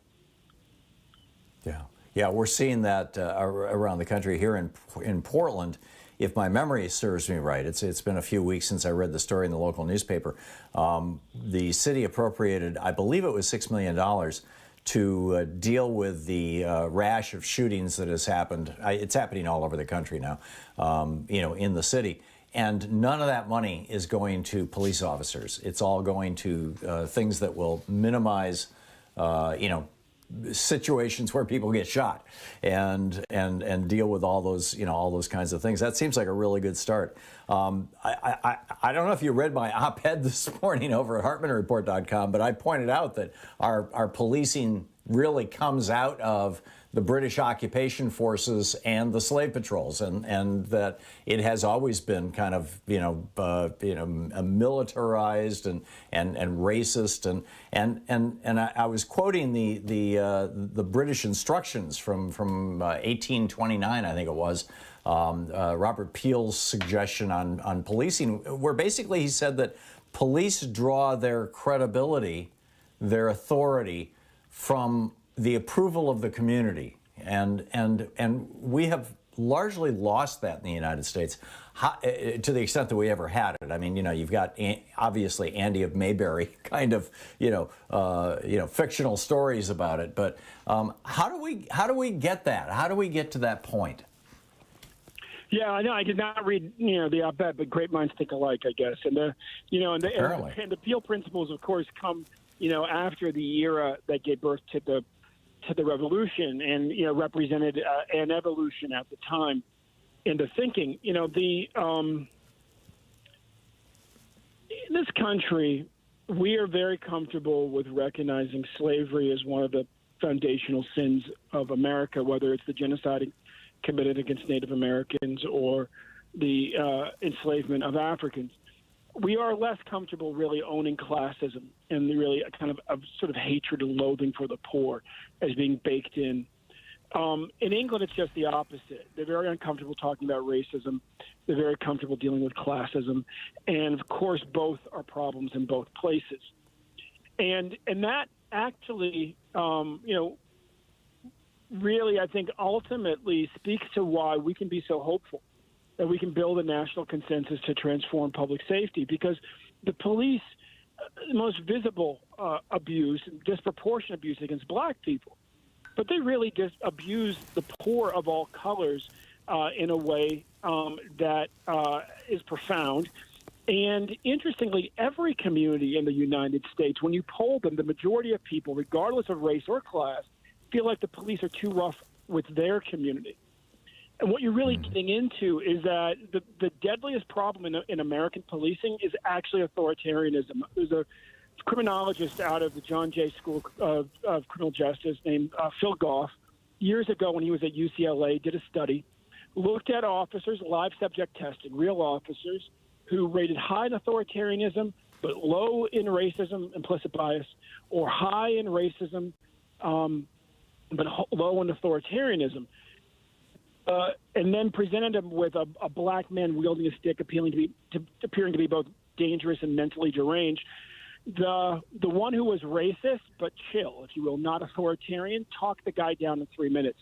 The one who was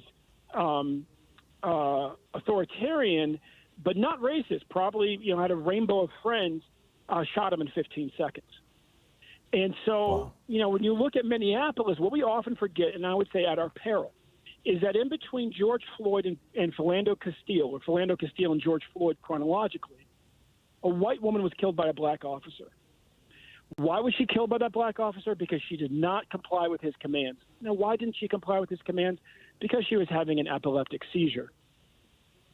And he shot her multiple times through the windshield of her car when she was having a seizure because she did not follow his commands. That is, in essence, the most dangerous problem. It turns out that while racist officers will harass you and mistreat you and abuse you, the most dangerous officer is the authoritarian one, independent of their racism. They're the ones that are most likely to kill you, and they actually are a threat to, every community, even though obviously the layer of racism means that my people, black people, have to deal with it disproportionately. And so I think we as a country really have to have the courage to just step back and say, how might we create a public safety force that allows all of us to feel truly safe? Because if we're honest, all of us, are more unsafe than we often discuss in public.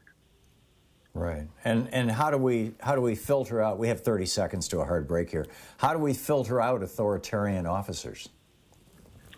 Using psychological tests appropriately. Mm-hmm. Going back to the city of Ithaca, they've been a lab on this for a long time. Cornell University's there. 7 years ago, they began testing every officer for authoritarianism. It weeds out 75% of the officers who meet every other test. 3/4 of them are too authoritarian. Turns out policing often attracts people who are bullied as children, and they want to be in control, and you got to weed them out. Yeah, amen. Ben Jealous, always great talking with you. I always learn something. Thank you so much for dropping by. All right, Tom. Appreciate you, sir. Bye now. Great talking with you. The president of the People for the American Way, PFAW.org. Ben Jealous is his Twitter handle. This is the Thom Hartmann Program. We'll be back with more of the news of the day and your calls right after this. It's 15 minutes past the hour.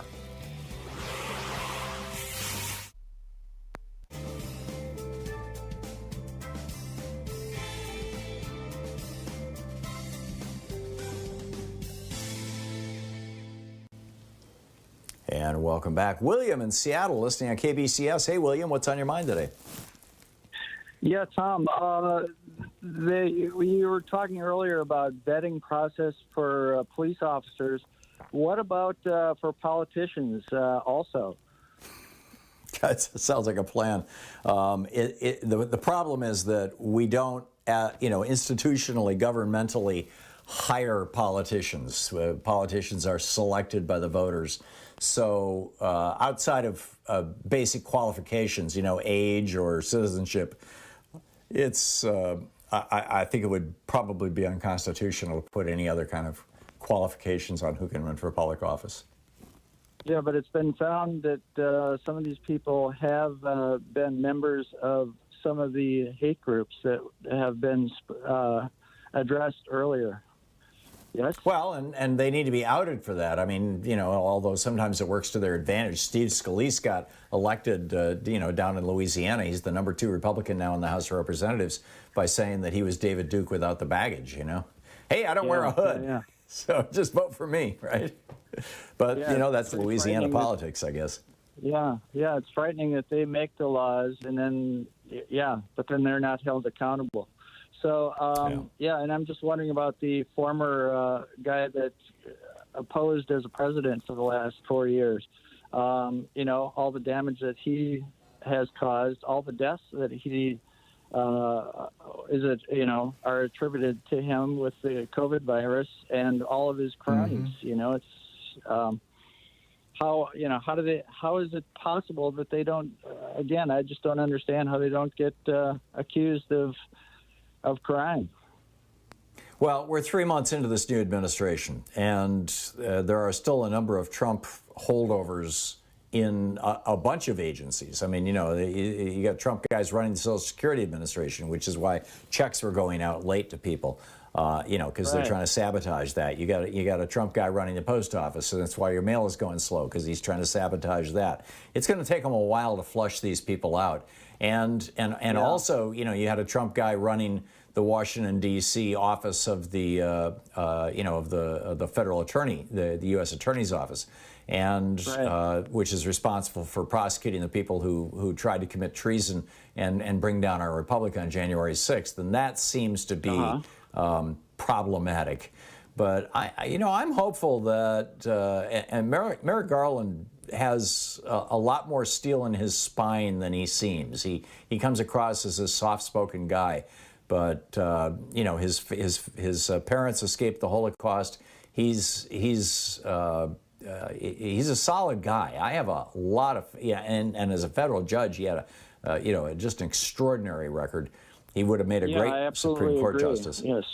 But I think as Attorney General, I don't think he's going to be putting up with this very much longer. And they've got some serious housekeeping to do, house cleaning to do, and there's a lot of stuff that's left over that hasn't, like for example, the Mueller report was written by Mueller to not be redacted.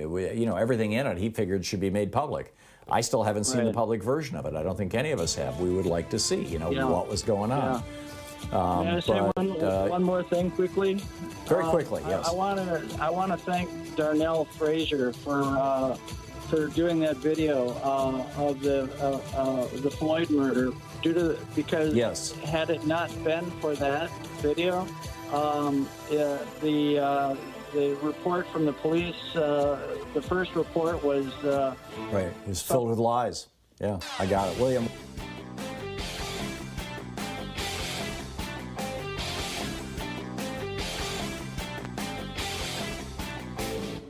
Missed my opening rant today? It's usually published over at HartmannReport.com, where you can read it and share it with your friends for free. Check it out, HartmannReport.com. Ask a boomer what it was like going to college back in the 60s and 70s and whether they had to go into debt to do it. And odds are they'll tell you that they not only didn't have to go into debt, in fact, college was free in California until Ronald Reagan became governor. Not only did they not have to go into debt, but you could pretty much work your way through college just with a part-time job. That is very much no longer the case. Only 8% of millennials and Gen Xers have never had a student loan.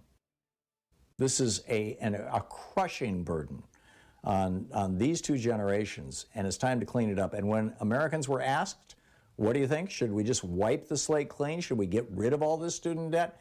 60% of Americans said yes. And then, of course, the corollary to that would be, and then let's make college free, at least state colleges and community colleges. There's a whole video about this over at thomhartmann.com for supporters of our program. You can check it out there.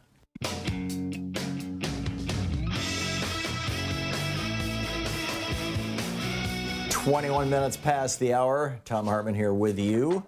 And boy, some of the stuff that's going on. This is pretty amazing. There's a pro-Trump convention that just happened. The Daily Beast is reporting about this. Will Sumner.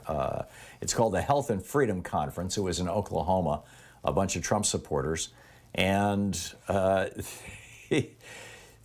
Jim Caviezel is apparently an actor, and he spoke there, and he was talking about global elites harvesting children's adrenal glands so they can maintain their youthful appearance.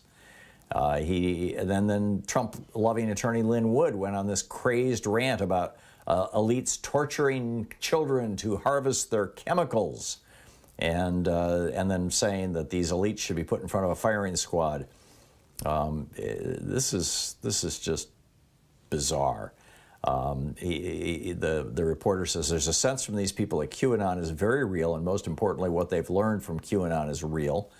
And in fact, they even pitched that, remember that ship that got stuck in the Suez Canal? That it was filled with children that Hillary Clinton was planning to eat. Not making this up. This was a pro-Trump convention in Oklahoma last week where they are selling this stuff. This is how sad it has gotten. That said, this is kind of the bad news side. On the good news side, Bernie Sanders in the United States Senate and Pramila Jayapal in the U.S. House of Representatives have introduced a bill that would fund tuition-free college for everyone through state universities and state junior colleges and or community colleges and vocational education programs. And they would pay for it by bringing back what used to be called the STET tax. This was a tax that was put into place in the 1930s when Franklin Roosevelt started the Securities and Exchange Commission. He had to have a way to pay for it.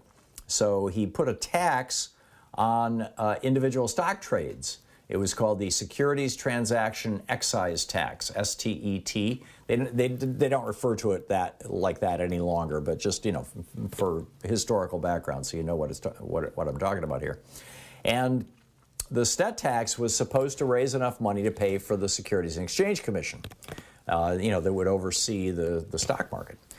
By the early 1960s, the STET tax was generating something like 3 times more money than the SEC needed to operate. And so Congress got together and said, we don't really need this tax. With a little help, a little lobbying help, obviously, from Wall Street. We don't really need this tax on these security trades, so let's just do away with it.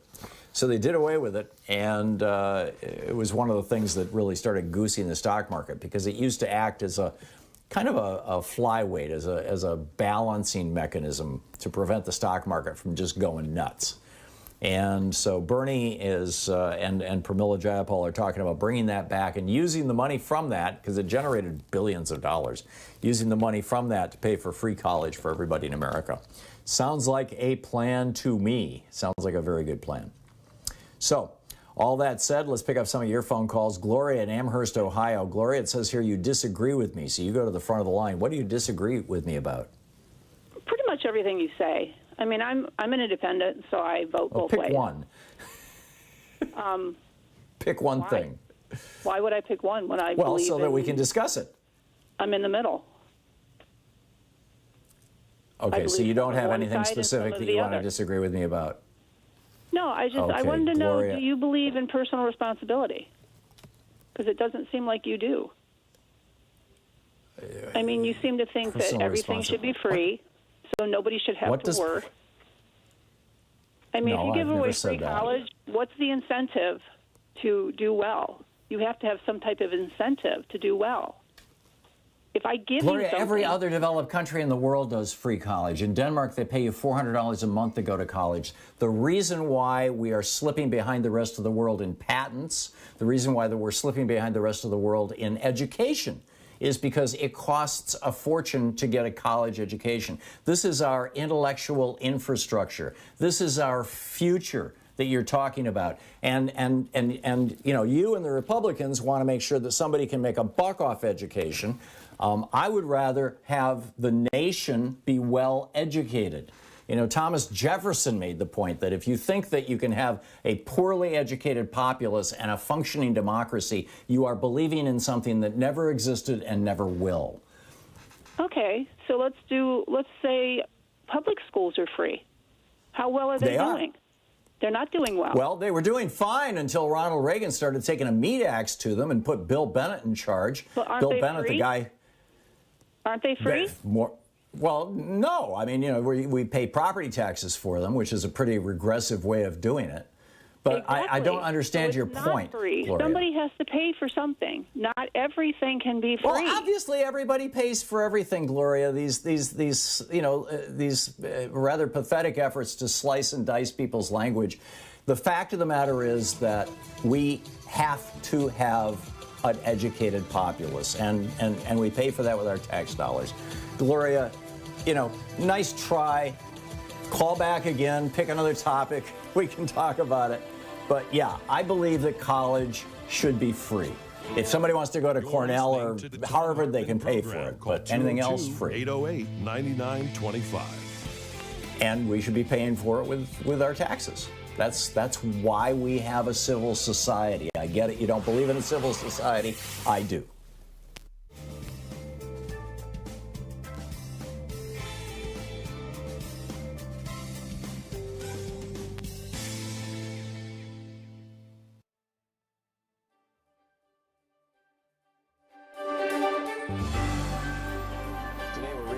Threshold, the progressive plan to pull America back from the brink by Thom Hartmann. And this is from Chapter 2, The Economy. The epigraph Woody Guthrie's saying, some men rob you with a six-gun, others rob you with a fountain pen. The title, the opening part of this chapter, The Coup of the Elites. The election of 1992 pitted Bill Clinton against George H.W. Bush. While Bush was running as a conservative who was compassionate enough to hope for 1,000 points of privatized non-governmental light, Clinton campaigned as an unabashed FDR, believing in government as a solution liberal. In language reminiscent of Teddy Roosevelt's Progressive Square Deal and FDR's Progressive New Deal, Clinton proposed a new covenant between the U.S. government and U.S. citizens. In a speech at Georgetown University on October 23, 1991, he declared, "We've got to rebuild our political life before the demagogues and the racists and those who pander to the worst in us bring this country down. People once looked at the president and the Congress to bring us together, to solve problems, to make progress. Now, in the face of massive challenges, our government stands discredited, our people are disillusioned. There's a hole in our politics where our sense of common purpose used to be. To turn America around, we've got to have a new approach, founded on our most sacred principles as a nation, with a vision for the future. We need a new covenant, a solemn agreement between the people and their government to provide opportunity for everybody, inspire responsibility throughout our society, and restore a sense of community to our great nation. A new covenant to take government back from the powerful interests in the bureaucracy and give it back to the ordinary people of our country." More than 200 years ago, our founding fathers outlined our first social compact between government and the people, not just between lords and kings. More than 100 years ago, Abraham Lincoln gave his life to maintain the union that compact created. More than 60 years ago, Franklin Roosevelt renewed that promise with a New Deal that offered opportunity in return for hard work. Today, we need to forge a new covenant that will repair the damaged bond between the people and their government, restore our basic values, embed the idea that a country has the responsibility to help people get ahead, but that the citizens have not only the right, but the responsibility to rise as far and fast as their talents and determination can take them. And most important of all, that we're all in this together. We have to make good on the words of Thomas Jefferson, who once said, "A debt of service is due from every man to his country, proportional to the bounties which nature and fortune have measured to him." End of quote from Bill Clinton. Americans loved it. A majority of voters in 1992 were old enough to remember what America was like under the 1940 to 1981 New Deal era, when a single worker with a good job had health care, a pension, and could raise a family and buy a home. When the GI Bill educated millions, when hospitals and health insurance companies in nearly every state were required by law to be not-for-profit corporations, and health care was inexpensive and widely available. And they noticed that the 12 years of Reagan and Bush had begun the process of shattering that historic era, that the middle class was slipping away, the government had become remote and hostile rather than protecting the rights of workers and the middle class. Americans elected Clinton based on his FDR-style rhetoric. They were looking forward to a return to the golden age of America's middle class. They were ready for the new covenant, and apparently so was Bill Clinton. There is every sign that he actually believed his own rhetoric. On all this, he won the election in November and spent that month and December preparing his new covenant programs to restore the American middle class. Until January. As Adam Curtis brilliantly points out in a special documentary series he did for the BBC titled The Trap, a few weeks before Bill Clinton was to be sworn into office as President of the United States, he was visited by Goldman Sachs CEO Robert Rubin, who had just taken a $40 million paycheck for his last year with Goldman and would soon become the head of Clinton's economic team tasked with carrying out the new covenant, and with Alan Greenspan. Rubin and Greenspan sat the young new president down and told him the facts of life as they saw them. Clinton would not govern as an FDR liberal. Instead, he must cut government, promote free trade, and reduce regulation of business. Clinton complied and has been richly rewarded. In his second inaugural address, he declared the era of big government is over. The philosophy represented by Rubin and Greenspan doesn't believe in government as a solution to much of anything other than wars and crime. As true classical conservatives in the mold of Sir Edmund Burke and Thomas Hobbes, many modern libertarians and neoliberals don't even believe in democracy. As any libertarian will honestly admit, they call it the tyranny of the majority, or mob rule. Instead, because they believe in the inherently evil nature of most humans, they held that a small ruling elite of good people, the wise ones, must concentrate wealth and power, the first fuels the second by and large, in a small number of hands, out of the reach of what the first American conservative President John Adams called the rabble, us. They believed that social stability was more important than social mobility. As of this writing, the surest way to become wealthy in the United States or Britain is to be born to wealthy parents. The surest way to be poor is to be born to poor parents. Social mobility, the ability to move between classes for better or worse, has been rolled back from its highly fluid levels in the 1940 to 1980 years to a rigidity last measured in the 1920s as America was sliding into the Republican Great Depression. Conservatives, since Sir Edmund Burke's opposition to the Revolutionary War of 1776 to today's opponents of labor rights, believe that too much power and wealth in the hands of the middle class will inevitably lead to instability. Look, freshly, progressive plan to take America back.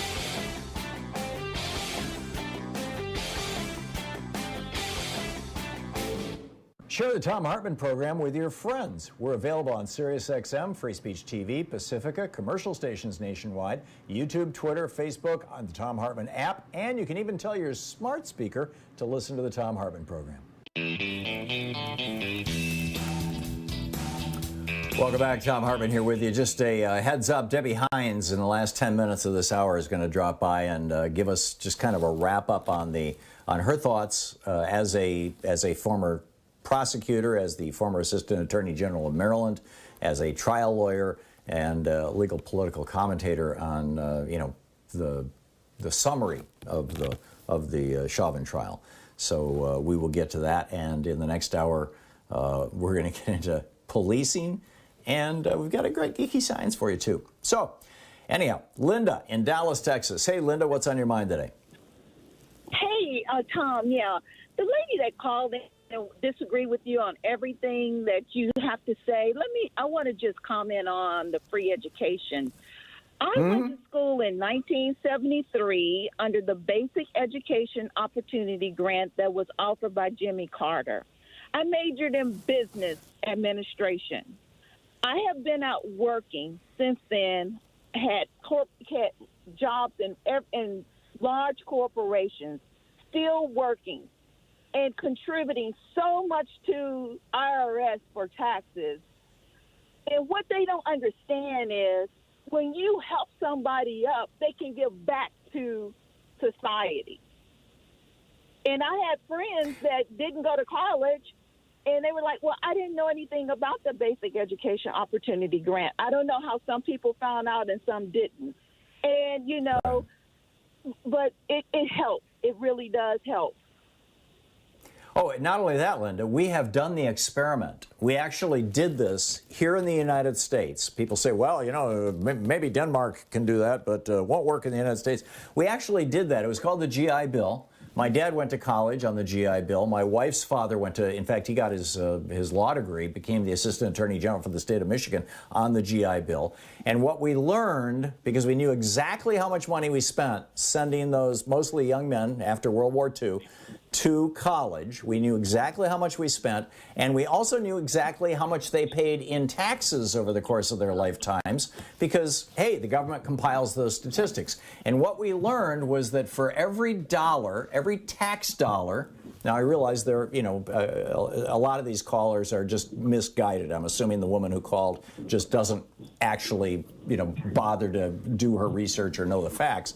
But in many cases, they're basically just shills for billionaires who pay them to call shows and things like this. And the billionaires don't want their taxes going up. But basically, what we learned was that for every $1 we spent educating that World War II generation through the GI Bill, we received, as a country, the United States of America received an additional $7 in tax revenue that those people would not have paid if they had a lower income as a result of not having had that college education.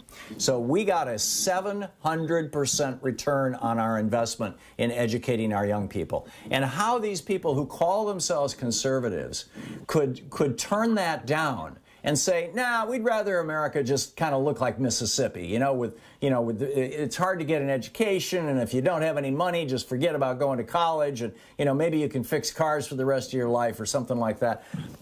It's pathetic, really. I mean, it's sad. It's tragic, in fact, that they are so poorly informed, or that they have been listening to right-wing hate radio or wherever they're getting their information, assuming that she wasn't just a shill for a billionaire who doesn't want their taxes to pay for somebody's education.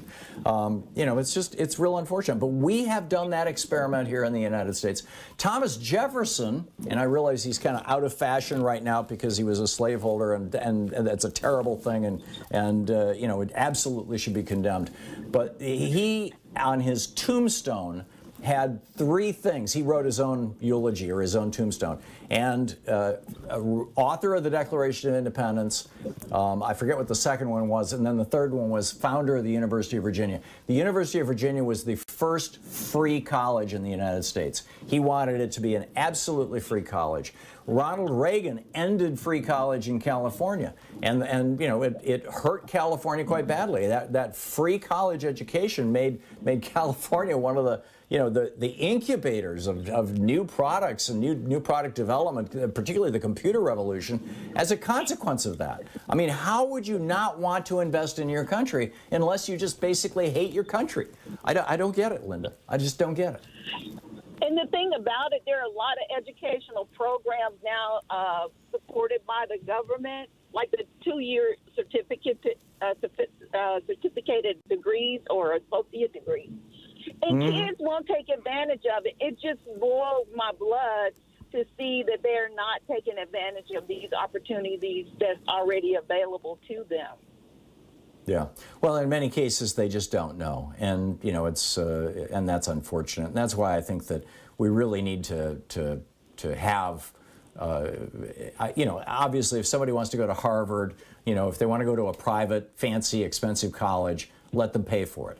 But if they want to get an education and they don't have the resources to do that, I don't think that we want young people going into debt so that the next 10, 20 years of their lives, they can't afford to get married, they can't afford to start a family, they can't afford to be an entrepreneur and start their own business because they're just desperately in debt. That is not good for our country. It's not good for our individuals. So I think that public colleges and universities and public 2-year colleges and trade schools, all of them should be free to the individual. I realize there is a cost to society, but again, that cost is not actually a cost. It's an investment. As we found with the GI Bill, it returns $7 for every dollar invested. Linda, I got to move along, but thank you for the call. It's great to hear from you. Joe in Greenwich, Connecticut. Hey, Joe, what's up?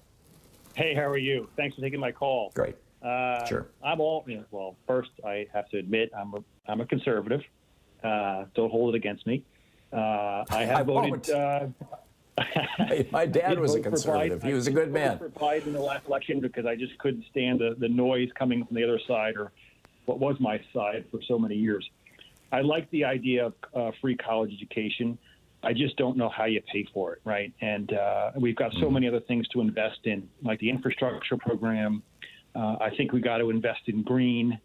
I think we got to we got to fix healthcare. So while I admire the idea of going for it, right, I think at some point it's an expenditure that's just too much.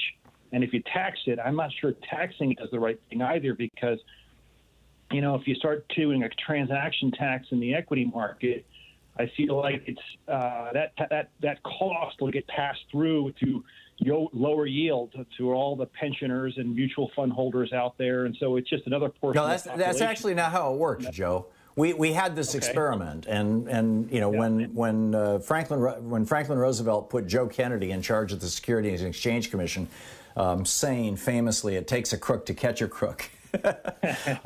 and created that securities transaction excise tax, the STET tax, to pay for the Securities and Exchange Commission.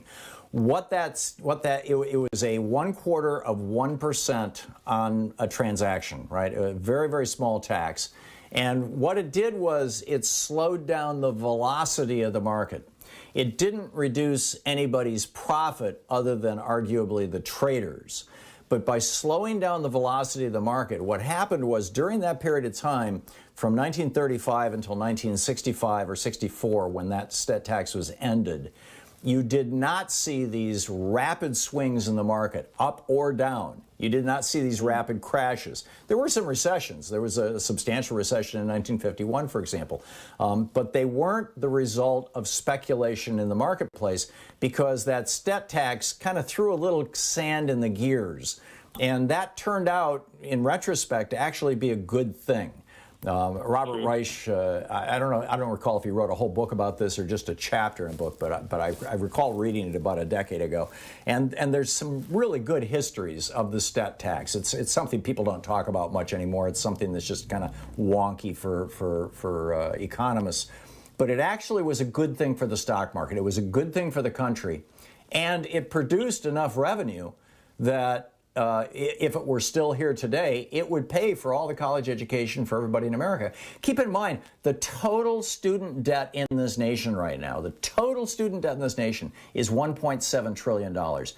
Donald Trump's tax cuts for billionaires and big corporations was $1.9 trillion.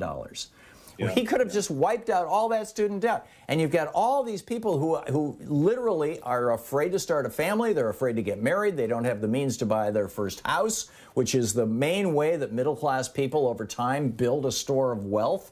They're deprived from doing that. They're afraid to start their own businesses. You have a failure of entrepreneurialism, which is another thing in a capitalist free market economy like we have here. But one of the things that actually stimulates the economy, that is a good thing, small businesses being started by individual people. None of that is happening, or very little of that, or less of that is happening because of this massive overhang of student debt that could have been wiped out just as easily as Donald Trump passed out those giant tax breaks so that 90 of the Fortune 500 companies last year, even though they reported to the IRS massive profits, every single one of them, massive profits, none of them were non-profitable, yet 90 of them paid nothing in taxes because of that tax break. Sure. You know, I mean, this is just crazy. Conservative, liberal, I don't care what label we put on ourselves. There should be some rationality here. We should be looking at these things not in terms of is it a cost or not a cost, but is it an investment that's going to produce a reasonable return or not? If it doesn't, I'm not in favor of it either. If it does produce a good return, agree, right? Yeah, go for it. Joe, thank you for the call. All I'm thinking about is, like, as I approach my 50th birthday, is how do we invest to make sure the kids tomorrow have a good environment? Thom Hartmann. Visit Hang on, Joe. ThomHartmann.com for audio and video archives. I missed the last part of your sentence. You got about 5 seconds. Okay. You're running out of time here, Joe. Joe, give me a call another time. We'll dig into it. Thanks for the call.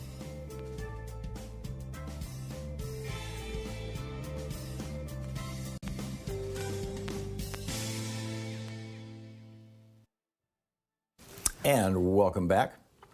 Let's see here. James in Spokane, Washington. Hey, James, what's on your mind today? Shalom, y'all. Hey, Tom, we're on the topic of the economy, and I'd like to stick to that. And the GOP, which we both agree is the grand obfuscation party. But, you know, this is a voodoo economic system we have. A very astute and rather well-educated man called it back in 1980. It's voodoo economy. We need to refer to it more as that. Yeah, there was George Herbert Walker Bush who called it that. Yes, exactly. And when he was competing for the nomination for the Republican Party president against Ronald Reagan. Right, in the primary. Yeah, thank you. I want to speak in terms of the bribe, because Bush called it that. He was very correct in calling it that. It was very concise, very, very precise, voodoo economics. So what we've had for 40 years, they offered him the bribe. You can stop talking about that. We can make you vice president. Maybe you can become president. Who knows? Maybe your son can become president. But just stop talking about being voodoo economics. And he did. He took the bribe. He decided. Well, I'm not sure it was so much a bribe, James, as you know. I mean, we've seen this over and over again.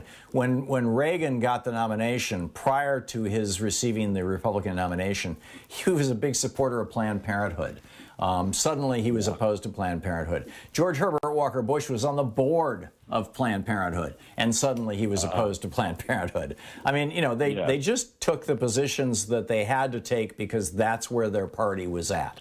Yeah, I'm not sure I would say he was bribed so much as, you know, he just kind of fell into line. One more thing, Tom.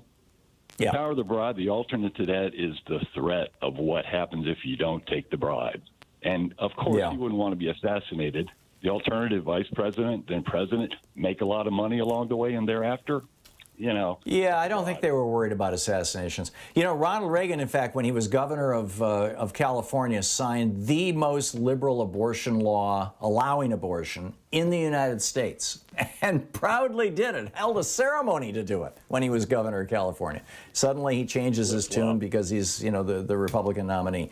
So it's just, I mean, it's the price of politics. That's when they started lying. That's when they started lying across the board, though. Every one of them, every Republican, they were all signed on at that point. Yeah, I mean, there are a few Democrats who lie too. Sadly, it's part of our politics, and it's protected by the First Amendment. But you know, hopefully, we can get more people of integrity, and both parties. Actually, I'd like to see a few of them. James, I got to move along, but thank you for the call. Liz in Los Angeles. Hey, Liz, what's up? Hi, good morning. What you said about the GI Bill, I worked in the court system for 30 years, and some of the longer cases were given to these judges who retired and came back and sat on assignment, and they got their education through the GI Bill. The one judge I worked for, his father was a butcher, and he went to serve in the Pacific. And when he came back, he went to school on the GI Bill. And he wouldn't have been where he was if it wasn't for that GI Bill. Absolutely. Louise's dad and my dad were the first literally the first in their families ever in history to go to college. And it was because of the GI Bill. The GI Bill educated America, and like I said, it produced a 700% return on investment. You know, in addition to all the wonderful things that it did for America, you know, having an educated workforce. Liz, thanks for the call. We're going to check in with Debbie Hines and find out, you know, her thoughts on the wrap-up here on the Derik Chauvin trial for the murder of George Floyd in just a moment. Stick around.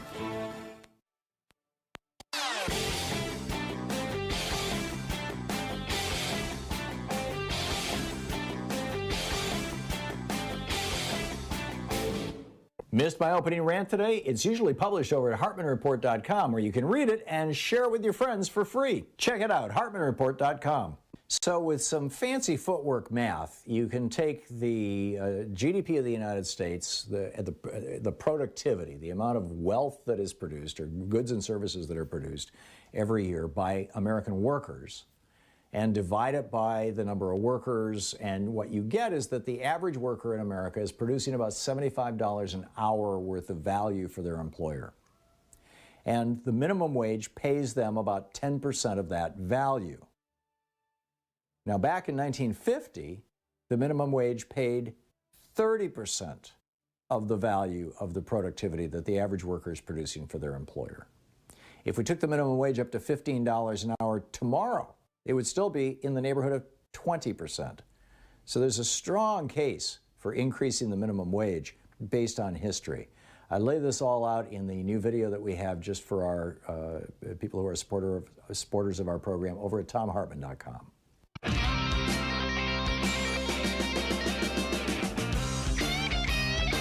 And welcome back. Thom Hartmann here with you. Let's check in with whoops. I don't know what happened here. Pushed the wrong button. There we go. Okay, there we go. Debbie Hines is on the line with us, our legal analyst, trial lawyer, also the former Assistant Attorney General for the state of Maryland. Debbie, we haven't talked since the Chauvin guilty hearing. IamDebbieHines, by the way, .com is the website, and IamDebbieHines also the Twitter handle. Debbie, we haven't talked since the decision came down. I'm curious your thoughts on this. You've been swimming in these waters for a long, long time, from being a trial lawyer to being a prosecutor. What are your thoughts? I think the verdict was as it should have been, and I told your audience earlier that the state, the prosecution, they put on a phenomenal case. I mean, there were no mistakes, and that rarely happens because sometimes things can happen beyond our control with the witness says something that you didn't expect them to say, and that kind of sort of tanks your case a little bit, but that didn't happen. I mean, they proved each and every element of the charges. The only thing was whether the jury was going to do their duty and convict, and this jury did, and as an individual and as a collective sigh of relief for Black Americans that finally, yes, in at least one case, and we got to bear that in mind, that justice was done. And for that, I am thankful.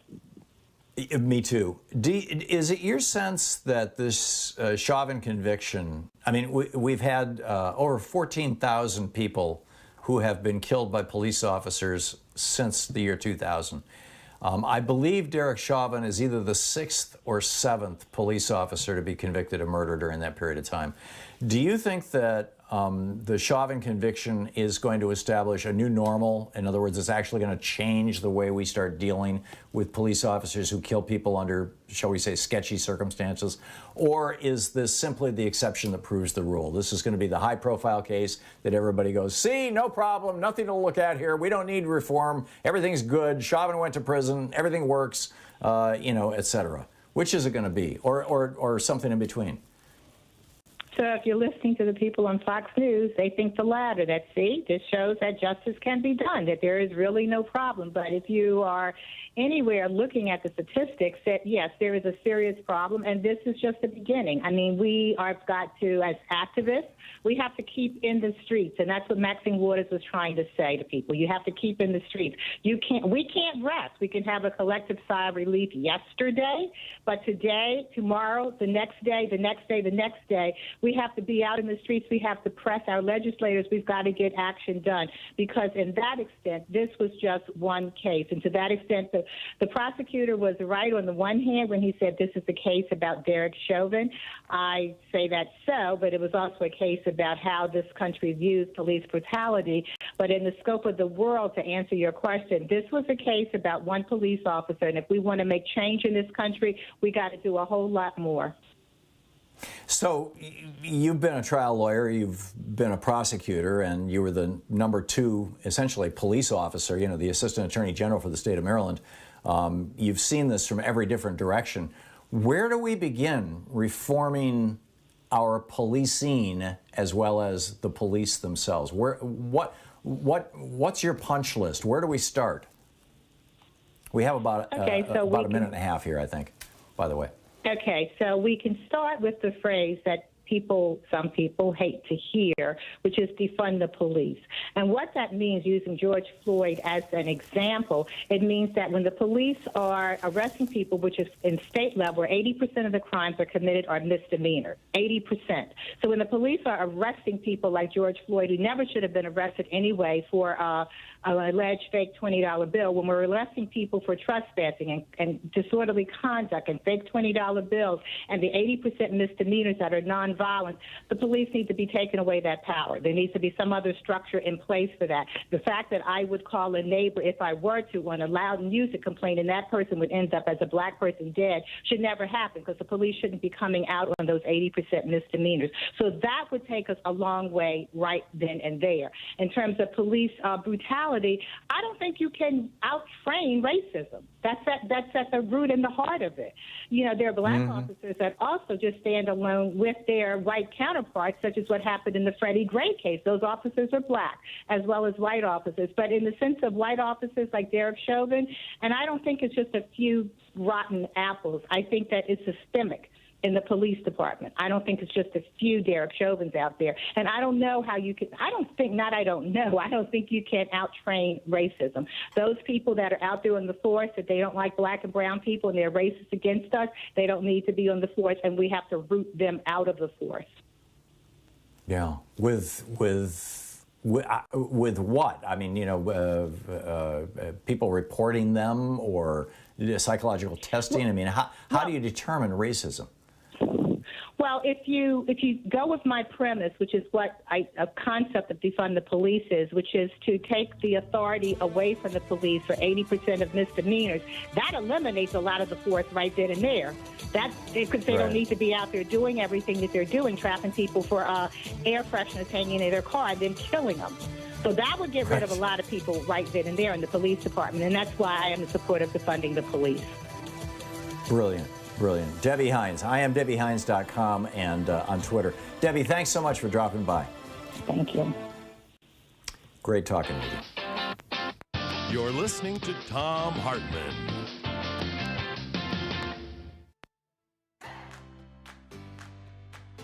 These companies support the Thom Hartmann Program. They are HelloFresh, the #1 meal kit delivery service. More information at HelloFresh.com, code TOM. CB Distillery for sleeping and pain relief. More info at cbdistillery.com, code TOM. Annie's Kit Clubs, creativity delivered right to your door. More info is available at annieskitclubs.com/Tom. EasyFlow, personal air filtration system. Fresh air anywhere. More info at easyflowusa.com, code TOM. Masterclass with world-class instructors. More info at masterclass.com/Hartman. And Dinovite, only the best all-natural pet supplements. More info at dinovite.com.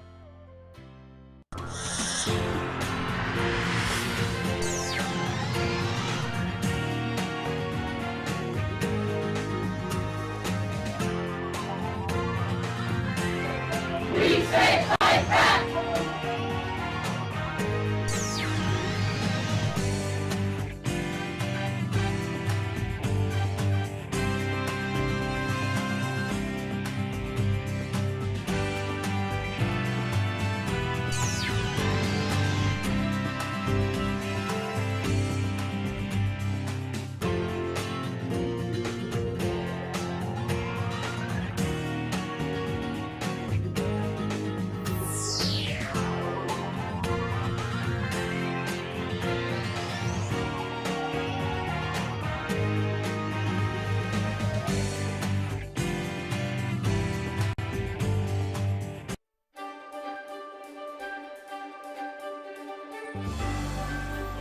Today we're reading from Threshold, the progressive plan to pull America back from the brink by Thom Hartmann. And this is from Chapter 2, The Economy. The epigraph Woody Guthrie's saying, some men rob you with a six-gun, others rob you with a fountain pen. The title, the opening part of this chapter, The Coup of the Elites. The election of 1992 pitted Bill Clinton against George H.W. Bush. While Bush was running as a conservative who was compassionate enough to hope for 1,000 points of privatized non-governmental light, Clinton campaigned as an unabashed FDR, believing in government as a solution liberal.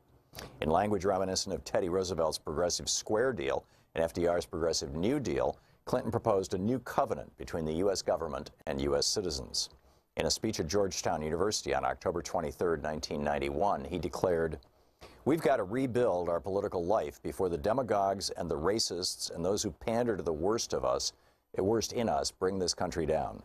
People once looked at the president and the Congress to bring us together, to solve problems, to make progress. Now, in the face of massive challenges, our government stands discredited, our people are disillusioned. There's a hole in our politics where our sense of common purpose used to be. To turn America around, we've got to have a new approach, founded on our most sacred principles as a nation, with a vision for the future. We need a new covenant, a solemn agreement between the people and their government to provide opportunity for everybody, inspire responsibility throughout our society, and restore a sense of community to our great nation. A new covenant to take government back from the powerful interests in the bureaucracy and give it back to the ordinary people of our country. More than 200 years ago, our founding fathers outlined our first social compact between government and the people, not just between lords and kings.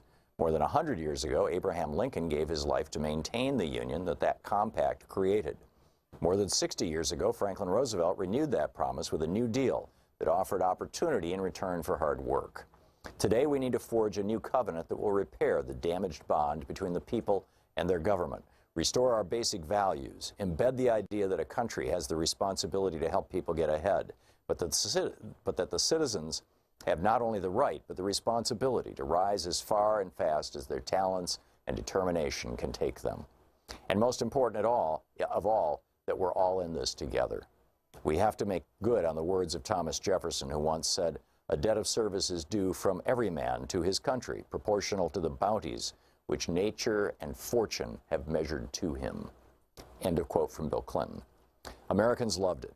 A majority of voters in 1992 were old enough to remember what America was like under the 1940 to 1981 New Deal era, when a single worker with a good job had health care, a pension, and could raise a family and buy a home.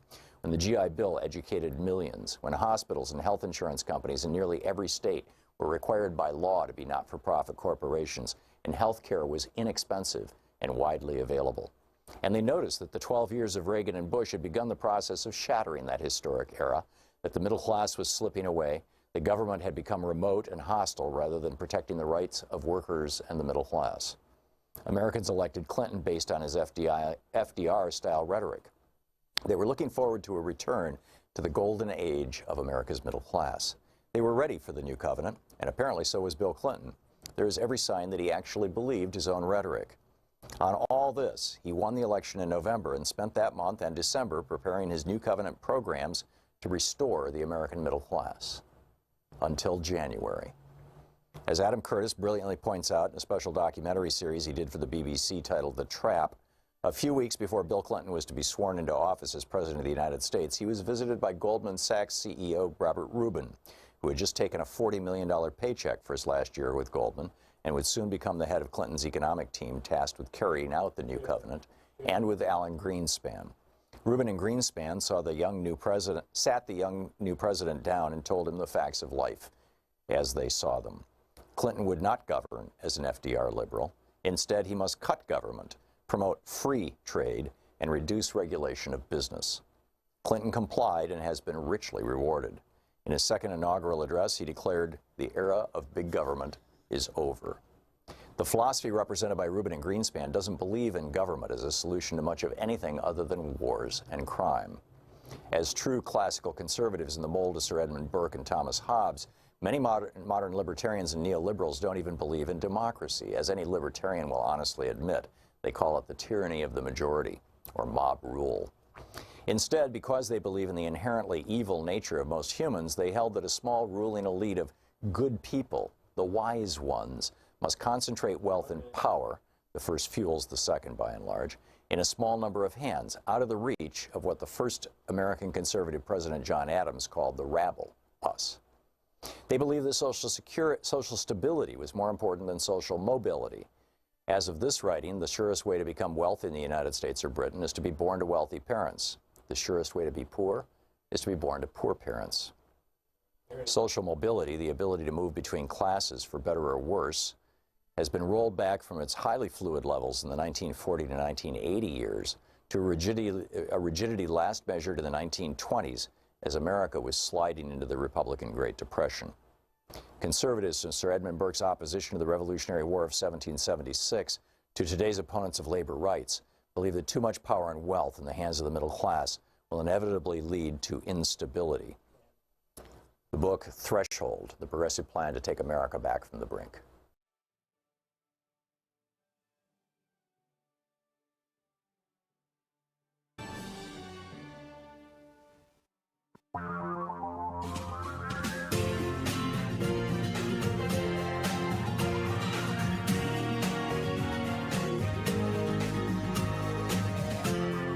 This is the Thom Hartmann Program.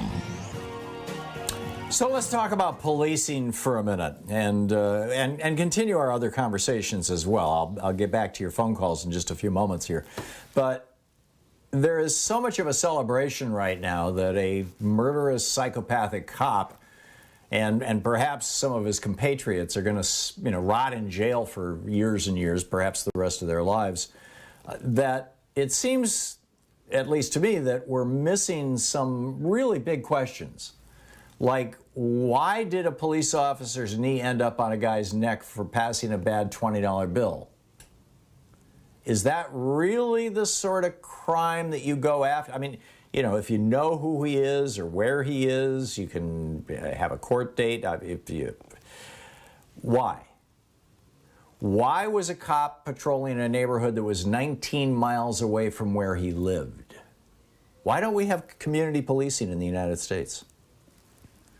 How has Ronald Reagan's decision, I believe it's called the 1099 program, although I might be mixing that up with an IRS document, but how did Ronald Reagan's decision, that was really a gift to the defense industry, the military contractors, that every year surplus military equipment would be given to police departments across the country? So, I mean, literally, you can see this on Netflix, right? Go back or Amazon Prime or whatever, you know, however you get your old shows. Go back and look at cop shows pre-Reagan. Louise and I were watching Cagney and Lacey, you know, for a couple of weeks, which it took place in the 80s, but it was before the Reagan stuff really bit. All the police had revolvers, you know, 6-shot Smith & Wesson police specials. They didn't have these, you know, big semi-automatic weapons. They didn't show up, you know, they didn't bring a SWAT team to serve a warrant. You go back and watch McMillan and Wife, or, you know, actually any of the police shows, any of the cop shows pre-1985. And, you know, you saw normal cops. Post-1985, what do you see? Basically the military. Reagan militarized our police. Why aren't we having a conversation about that? We had a fellow call in the other day and point out that he was talking about the Stanford, I believe it was Stanford prison experiment, which is where they took a group of college students and put them in an unused prison facility, and had half of them just randomly selected to be guards and half of them as prisoners. And within a few days, a week or so, the guards had just turned into monsters and the prisoners had turned into, you know, passive, beaten down. I mean, they had to cancel the experiment. Why do we hyper-militarize this stuff? How does that help our society? I get it that there are some people who are so broken or even evil that they have to be temporarily or even permanently separated from society. I totally get that. I'm supportive of that. But we have gone way over the edge. Yes, take out the Charlie Mansons of the world.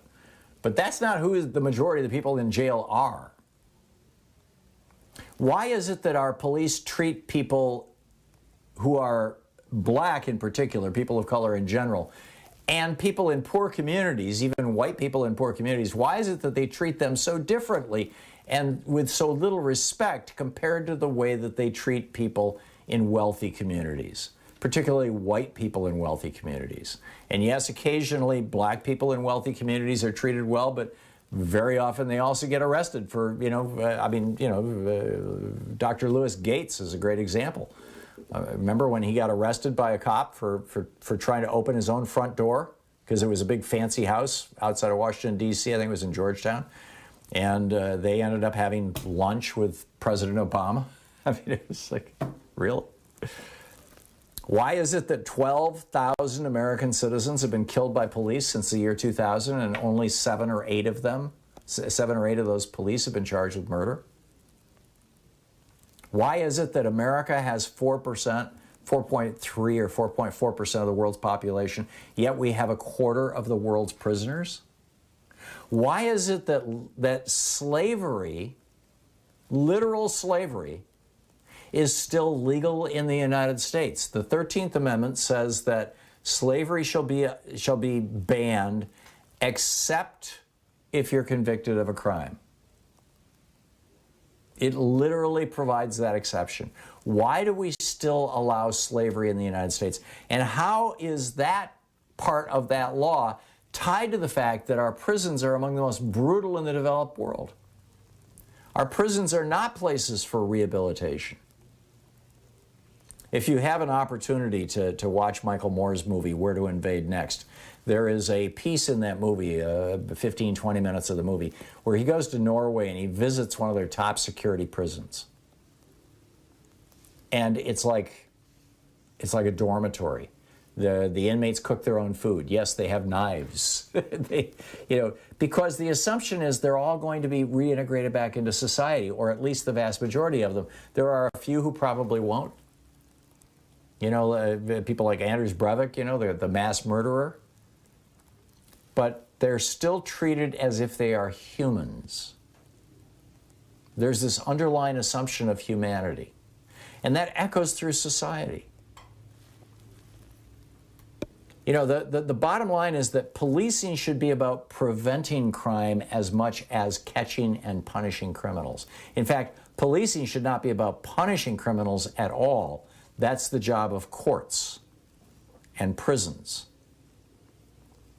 And yet Donald Trump is out there saying remember when he gave that talk to the Police Chiefs Association, he says, rough them up a little bit. Don't be so nice, and you put them in the cars. Right? That's just wrong.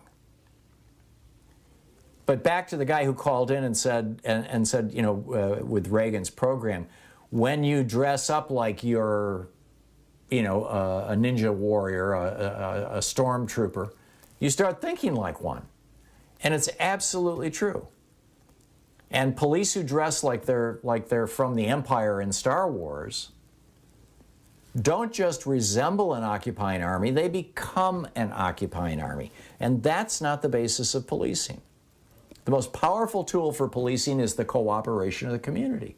That is the single most powerful thing. And that only comes when police are viewed as legitimate representatives and members of the community. The second most powerful tool for policing is when the police officers themselves are held in high personal regard. They're respected by the citizens that they protect and serve. When they're perceived as the good guys, not as the high school bullies or the drunken jocks who grew up and got a job as a cop, which is sadly all too often the case. Now, none of those are radical positions or even all that controversial. I've told you the story before of having gone through the Georgia Police Academy, and there was this Secret Service agent there who was one of my instructors, a brilliant guy, and he was just gung-ho on what were called the general instructions. This was issued in 1829 in London by the Metropolitan Police Department to every new officer. And the general instructions basically said, well, here's number one. The purpose of policing is to prevent crime and disorder as an alternative to their repression by military force and the severity of legal punishment.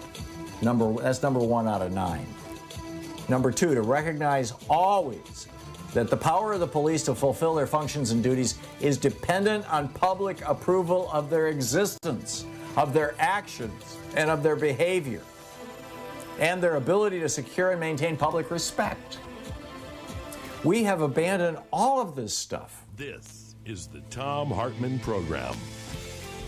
We need a serious conversation in America on reinventing policing. And the George Floyd Justice and Policing Act is a great place to start.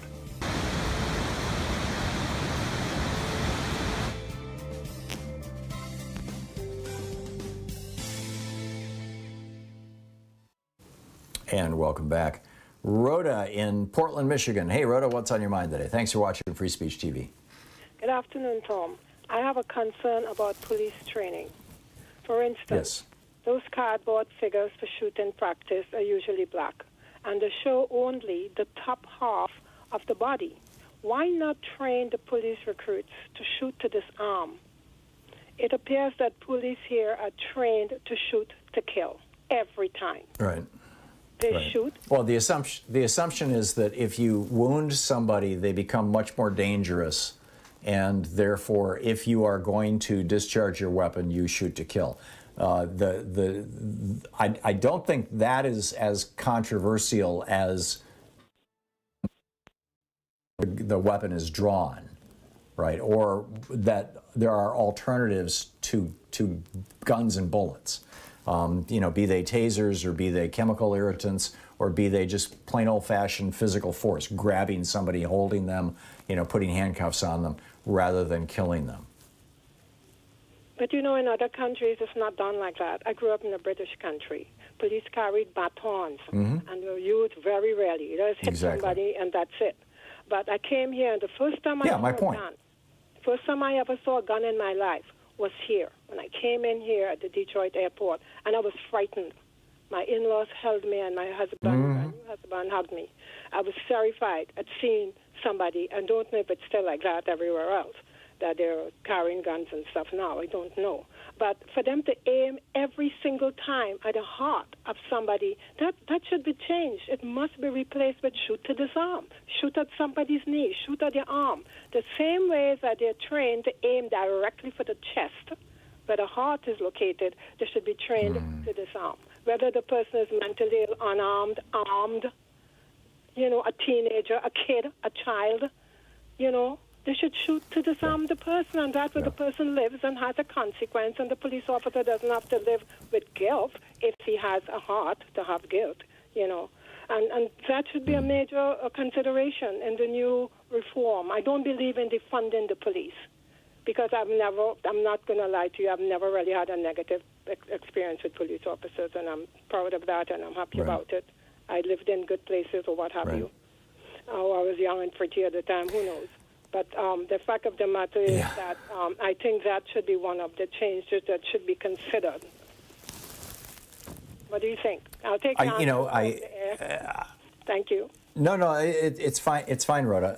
I get your point, and like I said, if you're going to shoot at somebody, it just shouldn't get that far. That's my point. In Germany, you don't get if you're a police officer in Germany, you don't get a gun until the end of your second year.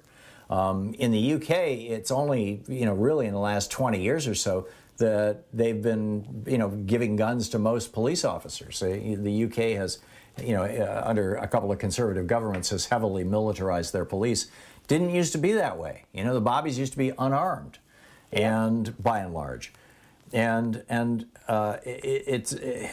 we have to have alternatives to the use of violence. We just moved to deadly force so quickly in this country, and it's just wrong. And a gun is deadly force, regardless of where you're shooting. You shoot somebody in the leg and you hit their femoral artery, they're going to bleed out in 3 minutes. Even though you didn't hit them in the heart. So there has to be, use the baton instead, or use the taser, or something like that. Rhoda, thank you for the call. Thank you very much. We'll be right back.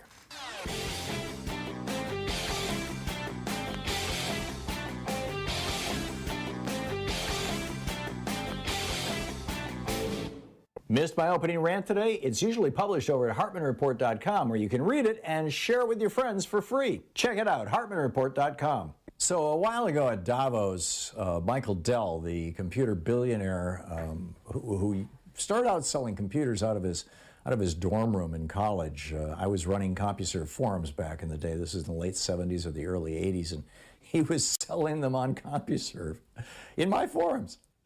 And, now he's worth billions. And somebody asked him, Alexandria Ocasio-Cortez is proposing a 70% tax bracket for people who make the kind of money you make. What do you think of that?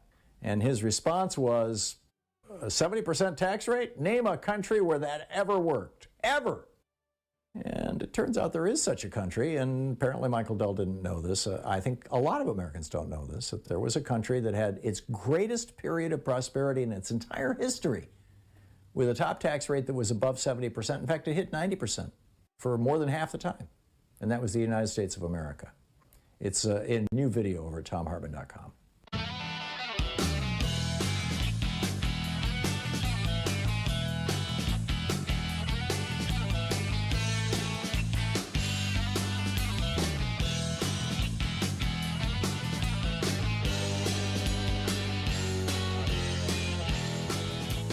Welcome back. Thom Hartmann here with you, 21 minutes past the hour. Paul in Woodinville, Washington. Hey, Paul, what's up? Yeah, Tom, I want to go back to the caller from the last hour who disagreed with everything you say, and she couldn't come up with a thesis, although she did start with a rhetorical question, which is no way to make an argument in a talk radio call or in any kind of argument paper. You don't start with a rhetorical question. Because it's like losing the basketball. You're dribbling and boop, it went out of bounds, and now the other team has the ball, which means what she unwittingly did was open up the topic for one of our strong topic points, which is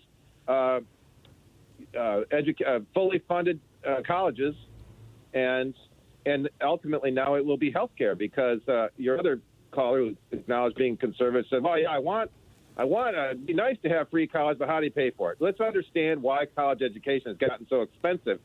It has entirely to do with the skyrocketing cost of health care.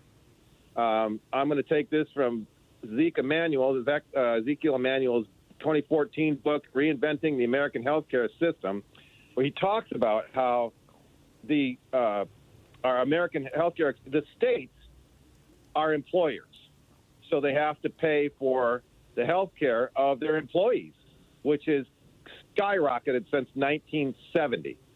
And because the politicians don't want to have to raise taxes, where they make the cuts is in subsidizing the state colleges and universities.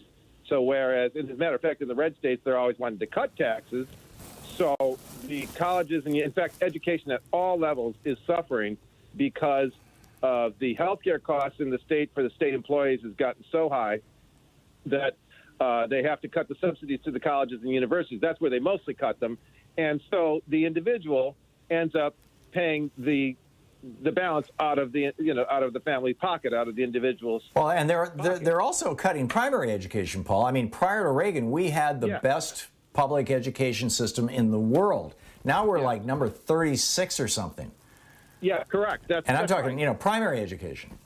Yeah, our K-12 has got, that's the same thing, is that education is taking the hit because of the skyrocketing cost of health care. And if we had a single-payer system, number one, we could lower it. We would save money, and we could continue to subsidize the colleges, universities, and the K through 12. And by the way, do you remember? Just as a remember, do you remember what you paid in tuition when you started at Michigan State in 1969? It was between $100 and $200 a semester, or a term. I can tell you exactly what it was, Tom. Credits were $16 per credit hour. If you took 15 credits, your 15 credits was $241. Let's call it $250. Yeah, that sounds about right. Living in the dorm, 10 weeks in the dorm was also $250. So your tuition and dorm fee was $500. Throw on $100 for books. A quarter at Michigan State was $600. You go 3 quarters, under $2,000. $1,800 to $2,000 was what you paid in 1969, 1970. I know this because my brothers are your age, and they went to Michigan State at that time, and I came along, in 1978. I was a little delayed. But that's what's happened. And the point is, since 1970, again, Zeke Emanuel points out, our health care has grown at, the formula is GDP plus 2%. Add 2% of GDP, and in 1970 we were spending as a nation $280 billion our national health care bill in 1970, it is now more than 20 times. It's now about $4.5 trillion and growing at about 10% per year. So this is what's killing education, and we got to get it. And people don't realize this. We got to get a handle on this. And I'm guessing that the caller who disagrees with everything you said doesn't have a college education. Otherwise, she would not have formulated her point so poorly. And so she really wants to keep the rat race. Well, look at it this way, Tom. If the rat race stays the same because economics is the gatekeeper of education, that's what they want to keep. And by saying, by the way, her asking the question, what incentive do you have to do well in college if you don't pay for it? The same as if you did pay for it. To do well is you get a better job. I mean, the incentive is there's no difference. You have a better future. Yeah, exactly. What is your incentive? Well, that would be like saying people whose parents pay for their education have no incentive, whereas somebody who pays for them, like I did. I mean, Tom, right. So let's outlaw rich people paying for their kids to go to college. Exactly, because they have no incentive. This is silliness. I got to tell you, Tom, yes, I know. I worked 20-hour days when I started at Michigan State because I worked at midnights as a janitor at Wells Hall, and I was sleep-deprived and practically delirious all the time. Yeah. I just rented a room on Grand River Avenue, right across the street from campus, for $35 a month. So my expenses were a little less than yours, Paul. But I get it. I totally get it. Paul, thanks for the call, and spot on. We'll be back. It's coming up on 28 minutes past the hour. You're listening to the Thom Hartmann Program. Call 202-808-9925. Back with more of your calls right after this. Also, mental disorders that aren't disorders. Let's talk about that real briefly right after this.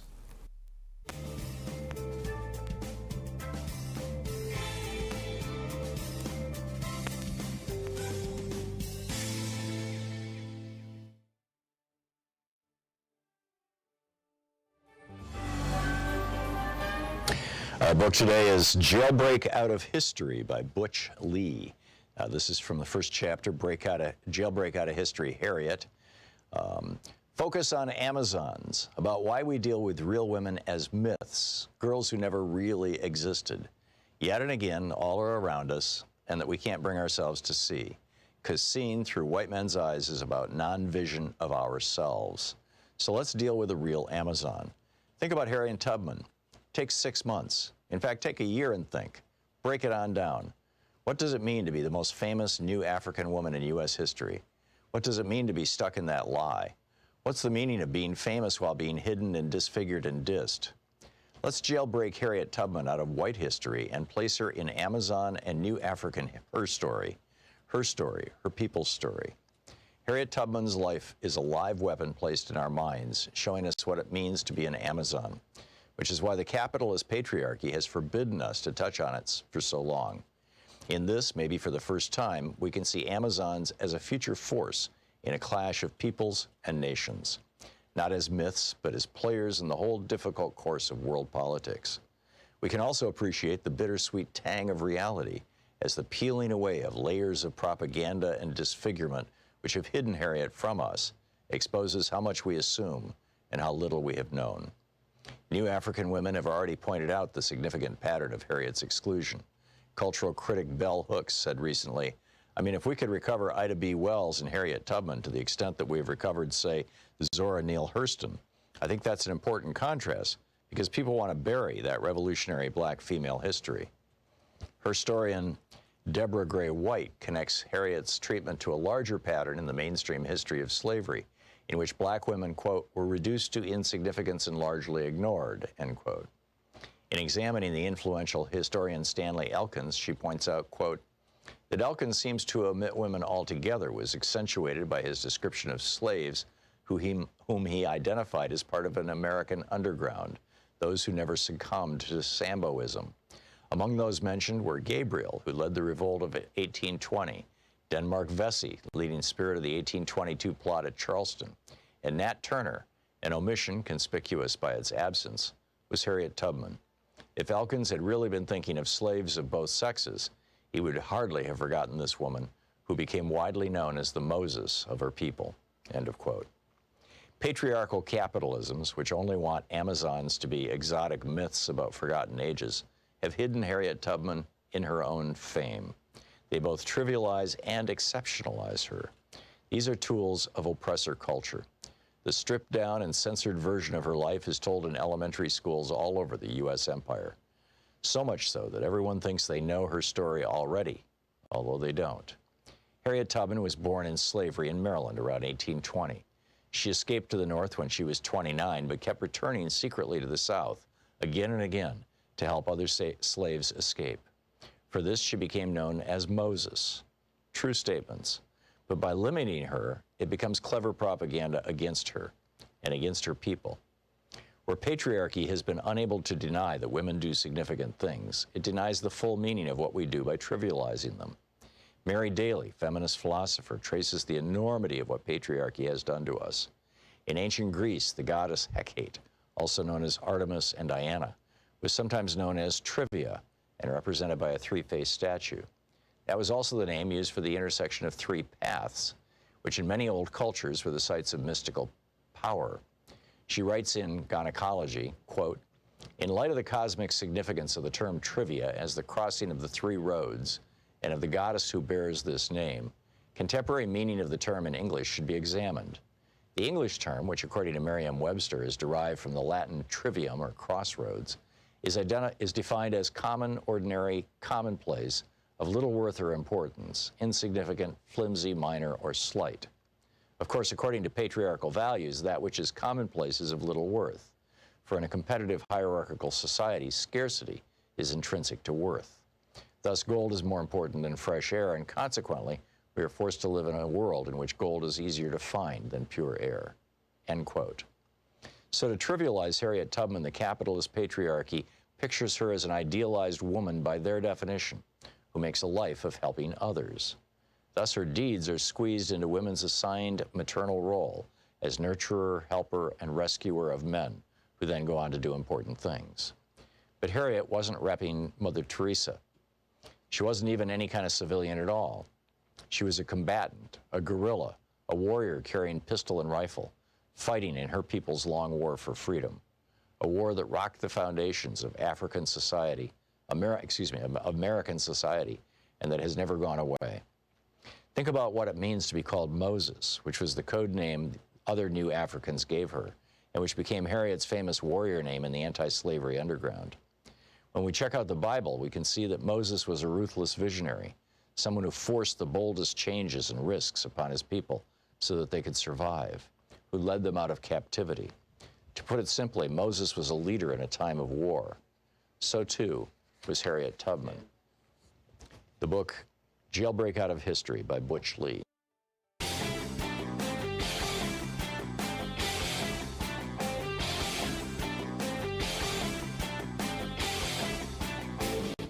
Our 1-hour free podcast recaps our show, and it's available wherever fine podcasts are found. And we have the full 3-hour podcast available over at thomhartmann.com if you want to really support our program.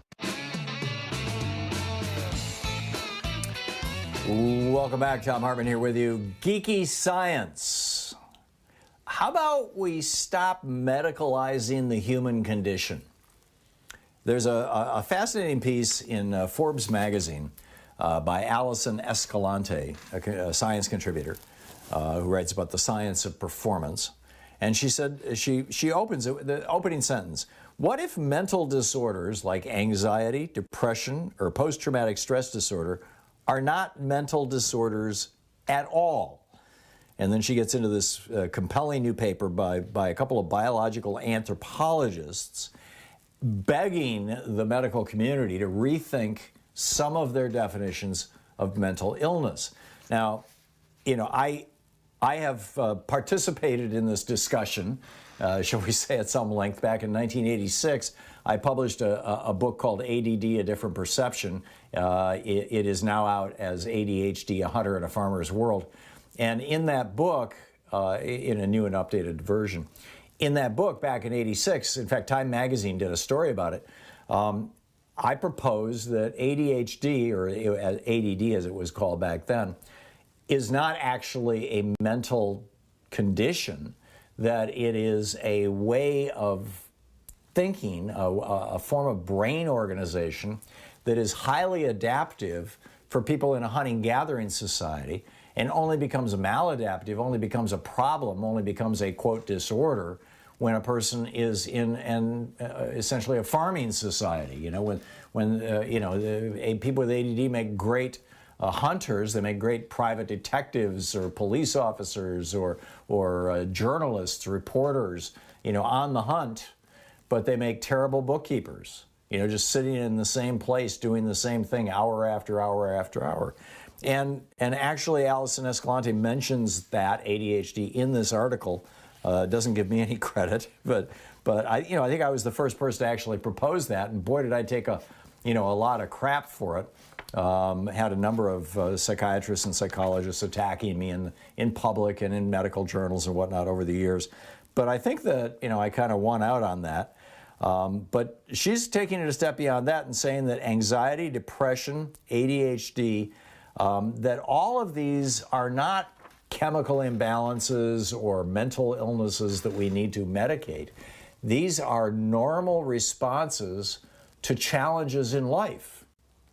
And that if we just medicate our way through them, we don't learn how to respond to these challenges. We don't learn new adaptive mechanisms. We become less resilient over time rather than more resilient. And I couldn't agree more. I think, and she also points out, and this, this keeps getting published, this data, that antidepressants, when you compare them to placebos, are indistinguishable. There are very few antidepressants that actually perform better than a placebo, than a sugar pill. She points out that anxiety, worry, helps us avoid danger. For depression, the psychic pain of depression helps us focus attention on adverse effects so as to mitigate the current adversity and avoid future such adversities.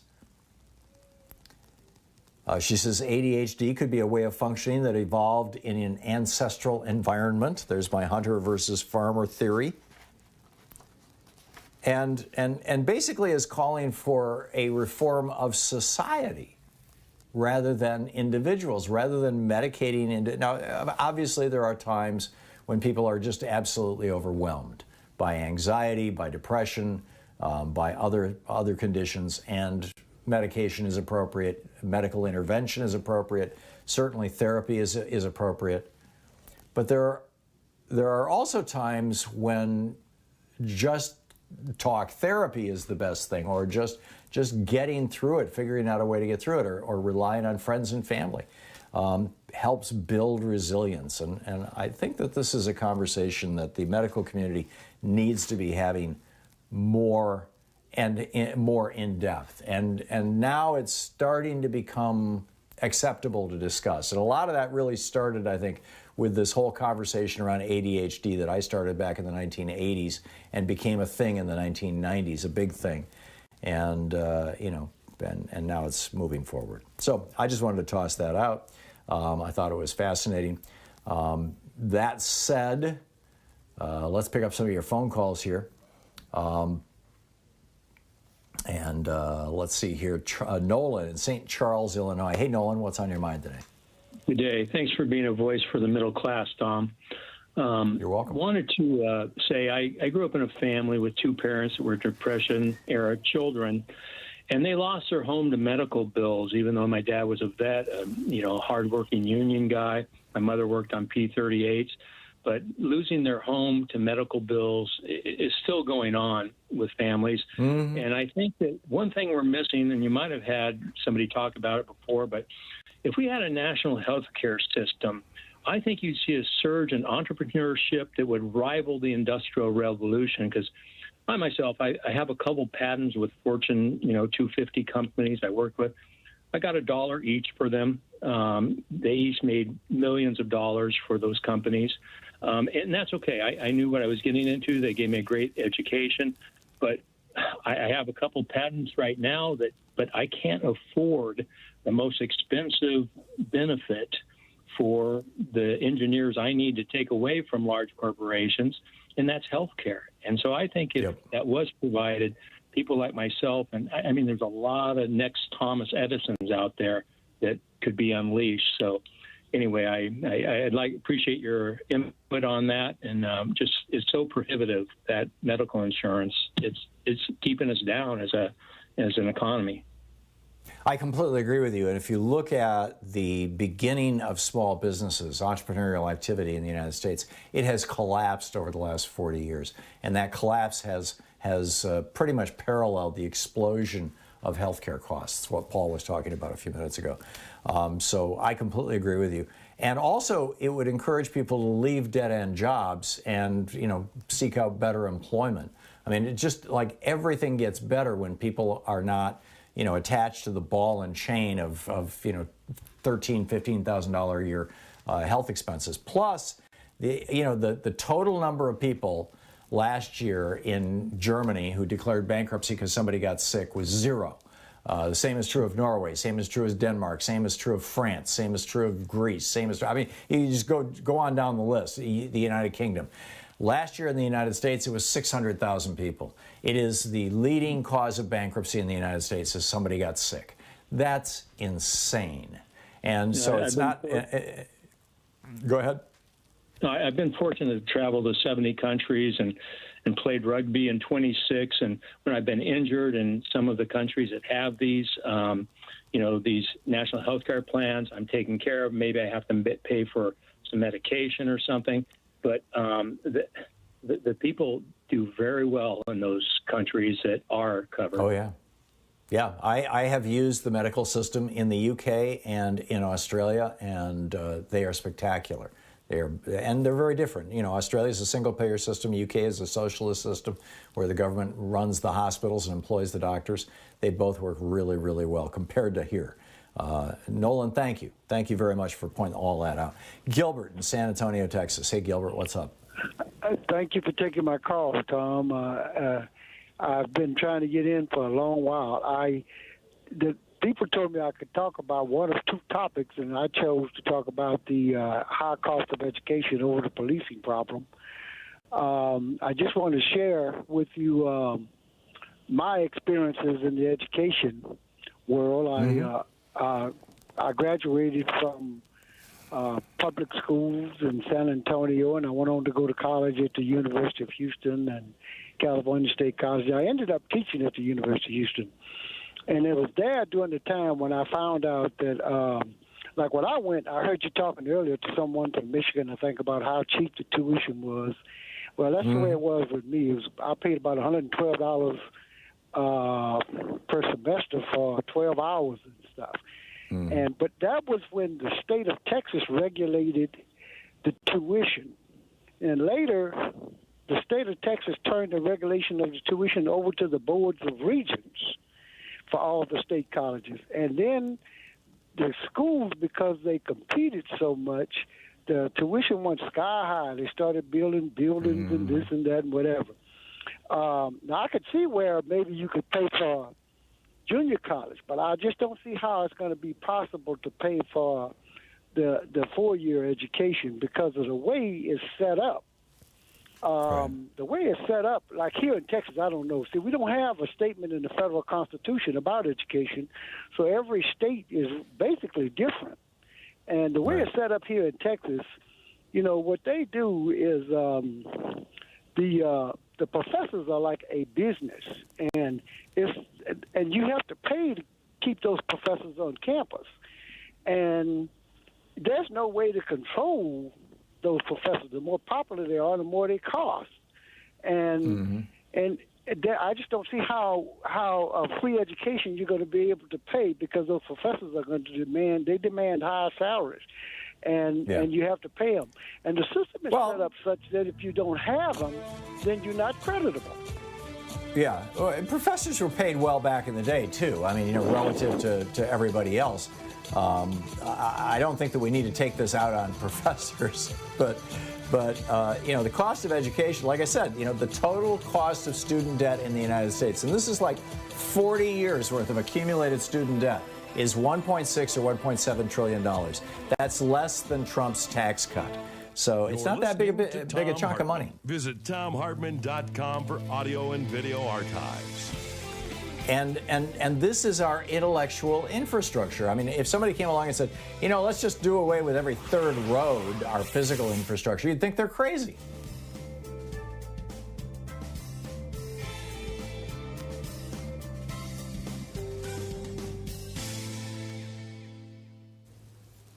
And welcome back. Lisa in Spanaway, Washington. Hey, Lisa, thanks for listening to KBCS. What's up? I want you to help me connect some dots, Mr. Hartman.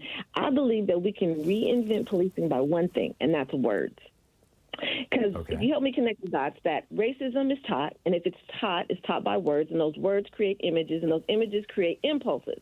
Now, if you were hired under a mandate to lock up SOBs or super predators, then if that senator became accountable with their words and said, I was wrong with that training, and we could look at Kim Porter, who was trained around that time, and she was going to a training as well, and she had that in her mind that she was mandated and still had those images of people not being humans but super predators, and if someone would say that mass incarceration was wrong and the crime bill was wrong because it only reduced crime by 1.3% in 1993. If we go back, we could actually kind of start mending things based on words, and then maybe amending the 13th and 14th Amendment and saying that, you know, those words about mass incarceration is just really pretty dressed up, saying that we're still enslaved. So I think we're at a really good point in history where someone can be accountable for their words and say, I was wrong. What do you think? I agree. And I do think that the 13th Amendment needs to be amended. We need to outlaw slavery in the United States. People think that was done back in 1860, whatever the year was the 13th Amendment was ratified. I think it was 1866, but I could be wrong. Or maybe it was whenever it was anyway. But it actually says slavery is still allowed in the United States if a person is convicted of a crime. And then what did we do? Down in the South, they took the old plantations that were run by slaves, or the labor was provided by enslaved people, and they turned those into prisons. And so it's like slavery all over again. Yeah, it's crazy. So I'm with you, Lisa, and I think that we need to be changing our language. I think we need to be changing the structure of policing in the United States. We need to be rethinking policing in the United States, and it's not like there aren't good examples in other countries around the world where they don't have the kind of problems we have here. So yeah, I'm totally with you, Lisa. Thank you for that. That was brilliant. Eddie in Agra, Kansas. Hey, Eddie, what's on your mind? Tom, I just wanted to say that it seemed to me, and I want to run this by you, it seems to me that America's on a class system that if George Floyd had been either rich, white, or he wouldn't have got the same treatment. And in our education system also, we have this class system that we want to keep the mistreat the poor. We want to keep them below us. And I wondered, what you thought. I completely agree. It's neo-Calvinism. It's this belief that some people are born good and other people are born bad, and the lazy way of figuring out who's who is either who's rich and who's not, or what color somebody's skin is. And all of that is these are historic justifications for slavery. These are historic justifications for kings and kingdoms, and they're wrong. And they need to be done away with. And I absolutely agree with you that if George Floyd had been white, he wouldn't be dead. Particularly if he'd been wealthy white, he wouldn't be dead right now, even if he had passed a bad $20 bill. And that still hasn't been determined to the best of my knowledge. Eddie, spot on. Thank you very much. Very well said. We'll be right back. We're coming up on 10 minutes before the hour here on the Thom Hartmann Program. Back with your calls in just a moment. Occupying the media 3 hours a day, 5 days a week, right here.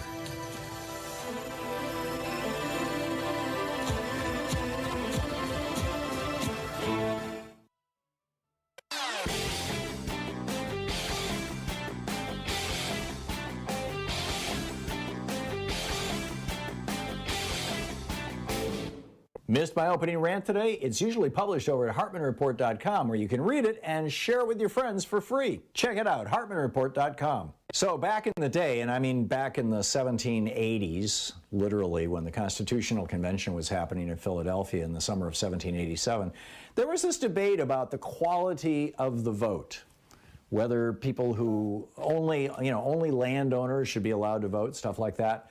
And, in order to ensure that well-informed people who really care about voting are the only ones voting.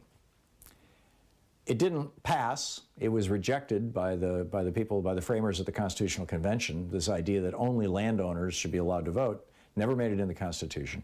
But a variation on this is now being proposed in the Arizona legislature. And State Representative John Kavanaugh, who's the chair of the committee that's pushing this legislation, says the quality of the vote is important. We have to look at the quality of votes as well. I've got a new video all about this for the supporters of our program over at thomhartmann.com. Check it out. And welcome back. Thom Hartmann here with you. And Nancy in Schaumburg, Illinois. Hey, Nancy, what's up? Hi. I was just listening to you talk about your book on ADHD and the hunter-gatherer thing. Mm-hmm. I have a son that's 41 years old. He has ADHD, and I had him at a doctor visit with a psychiatrist. He was maybe about 10. I was asking a lot of questions, and he told me, he said, if we were in the caveman era, he'd be at the top. And I just always remembered it such a positive thing, and it seemed like that wasn't what you were hearing. So I just... Yeah, no, and in fact, this came out of I used to run a community for abused kids, or my wife really ran. I did the fundraising and things, and virtually all of our kids were labeled like this. One of our kids was labeled like that, as ADHD. And so when I first came up with this theory, I was looking for a positive story that kids could tell themselves that would keep their self-esteem intact. And, and I published that, and that was back in 1981, and in the Journal of Orthomolecular Psychiatry. And it took off, and I started hearing from evolutionary biologists and psychologists who were saying, no, you're absolutely right, actually. These are adaptive skills for hunter-gatherers, and they are maladaptive skills for people who have to stay in the same place, for farmers, basically. And it's spot on, Nancy. And now it's just become kind of conventional wisdom. Thank God, because, and yes, there are some kids who are disabled by this and they need help or they need medication. There are the kids who aren't. But what we did is we changed the schools. I think changing schools is a whole lot better than using drugs to change kids. But I'm not totally opposed to pharmaceuticals or for other interventions. I think there is a kind of a middle path here. But Nancy, thank you. Thank you for sharing that story. That's a great one. Martin in Atlanta, Georgia. Hey, Martin, what's up? Hey, I was just thinking, the thing with the guns, I think it's actually part of a longer-term plan that will actually create the militia or the private army that the oligarchs have wanted for a long time. Because you see, the reason the police have tanks and helicopters and stuff now is because the public is armed that way. I mean, you wouldn't see the police justifying. Well, that's the rationale. But I'm not seeing gangs that have tanks. Here's the point, yes to semi-automatic weapons, but not to tanks. You have to overkill. You want to have your army stronger than the other armies. This is what's going on. Generally speaking, we have sat there and we had during George Bush, we had the other with the Muslims, and that justified a lot of tanks because, of course, Al Qaeda was going to land an army in the middle of Peoria and take over the city, so they needed tanks. Right. And it's just been a progressive. So now that that's kind of simmered down a little, now we have the urban mobs, which are burning down the cities around us. So, of course, the police are going to need stronger and stronger weapons, and it's just going to continue. Now we can actually run people over in a protest. I mean, it's been a protection of property over people. Yeah, we have 3 states now that have legalized killing people, if they're protesting police violence. It's astonishing. I'm with you, Martin, and if we weren't so hyper-militarized or so hyper-weaponized, we'd be in a much better position. Martin, thank you. Jonathan in Portland. Hey, Jonathan, what's up? Hi, Tom. You were talking about Cagney and Lacey. I'm going to go a little farther back than that, but for those folks that remember Frank Serpico and the movie that was made about him and how he nearly lost his life because he was a good cop, honest cop in New York who was almost killed by all the corrupt cops who wanted him to take bribes. And that's a problem we don't hear much about anymore, but it's still a serious problem. How cops used to walk around and drop knives and guns at the scene just so that they could blame the victim. And, you know, I would just take this one step further and say the problem of racism is much bigger in policing. You know, and I think the way to understand it is by looking at, for instance, looking at corporations, looking at the tobacco industry. The tobacco industry gave in 2011, provided Interpol with 11% or 8% of their budget, which is the world's largest police organization in the world.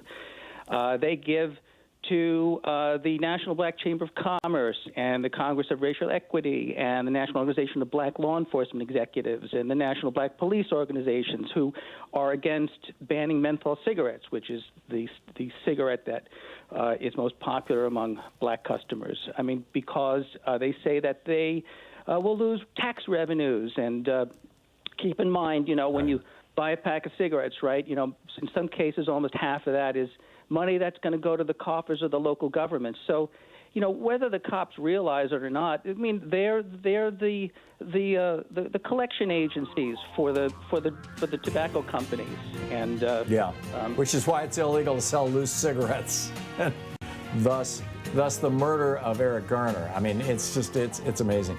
Jonathan, thank you for the call. Thank you so much for being with us today. We'll be back tomorrow, same time, same place. In the meantime, don't forget, democracy is not a spectator sport. It requires all of us. That includes you. So get out there, get active, tag you're it. We will see you tomorrow. Have a great afternoon. Be good to yourself and the people around you. I hope it's a beautiful day there like it is here in Portland, and you can get outside and walk for a couple of miles. Have a great afternoon. We'll see you tomorrow.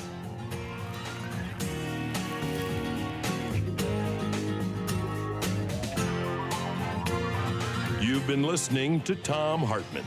For audio and video archives, visit thomhartmann.com.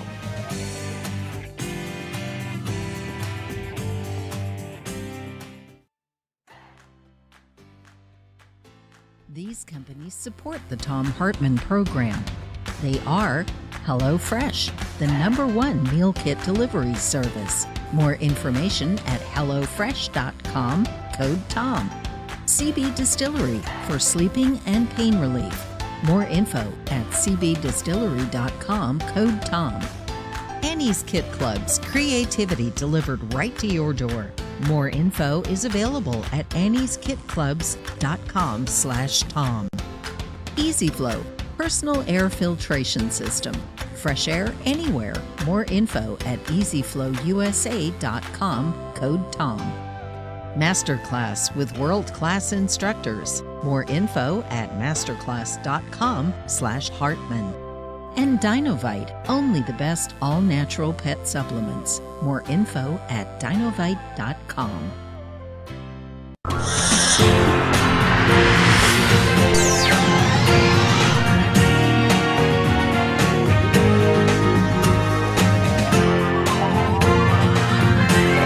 We say fight back!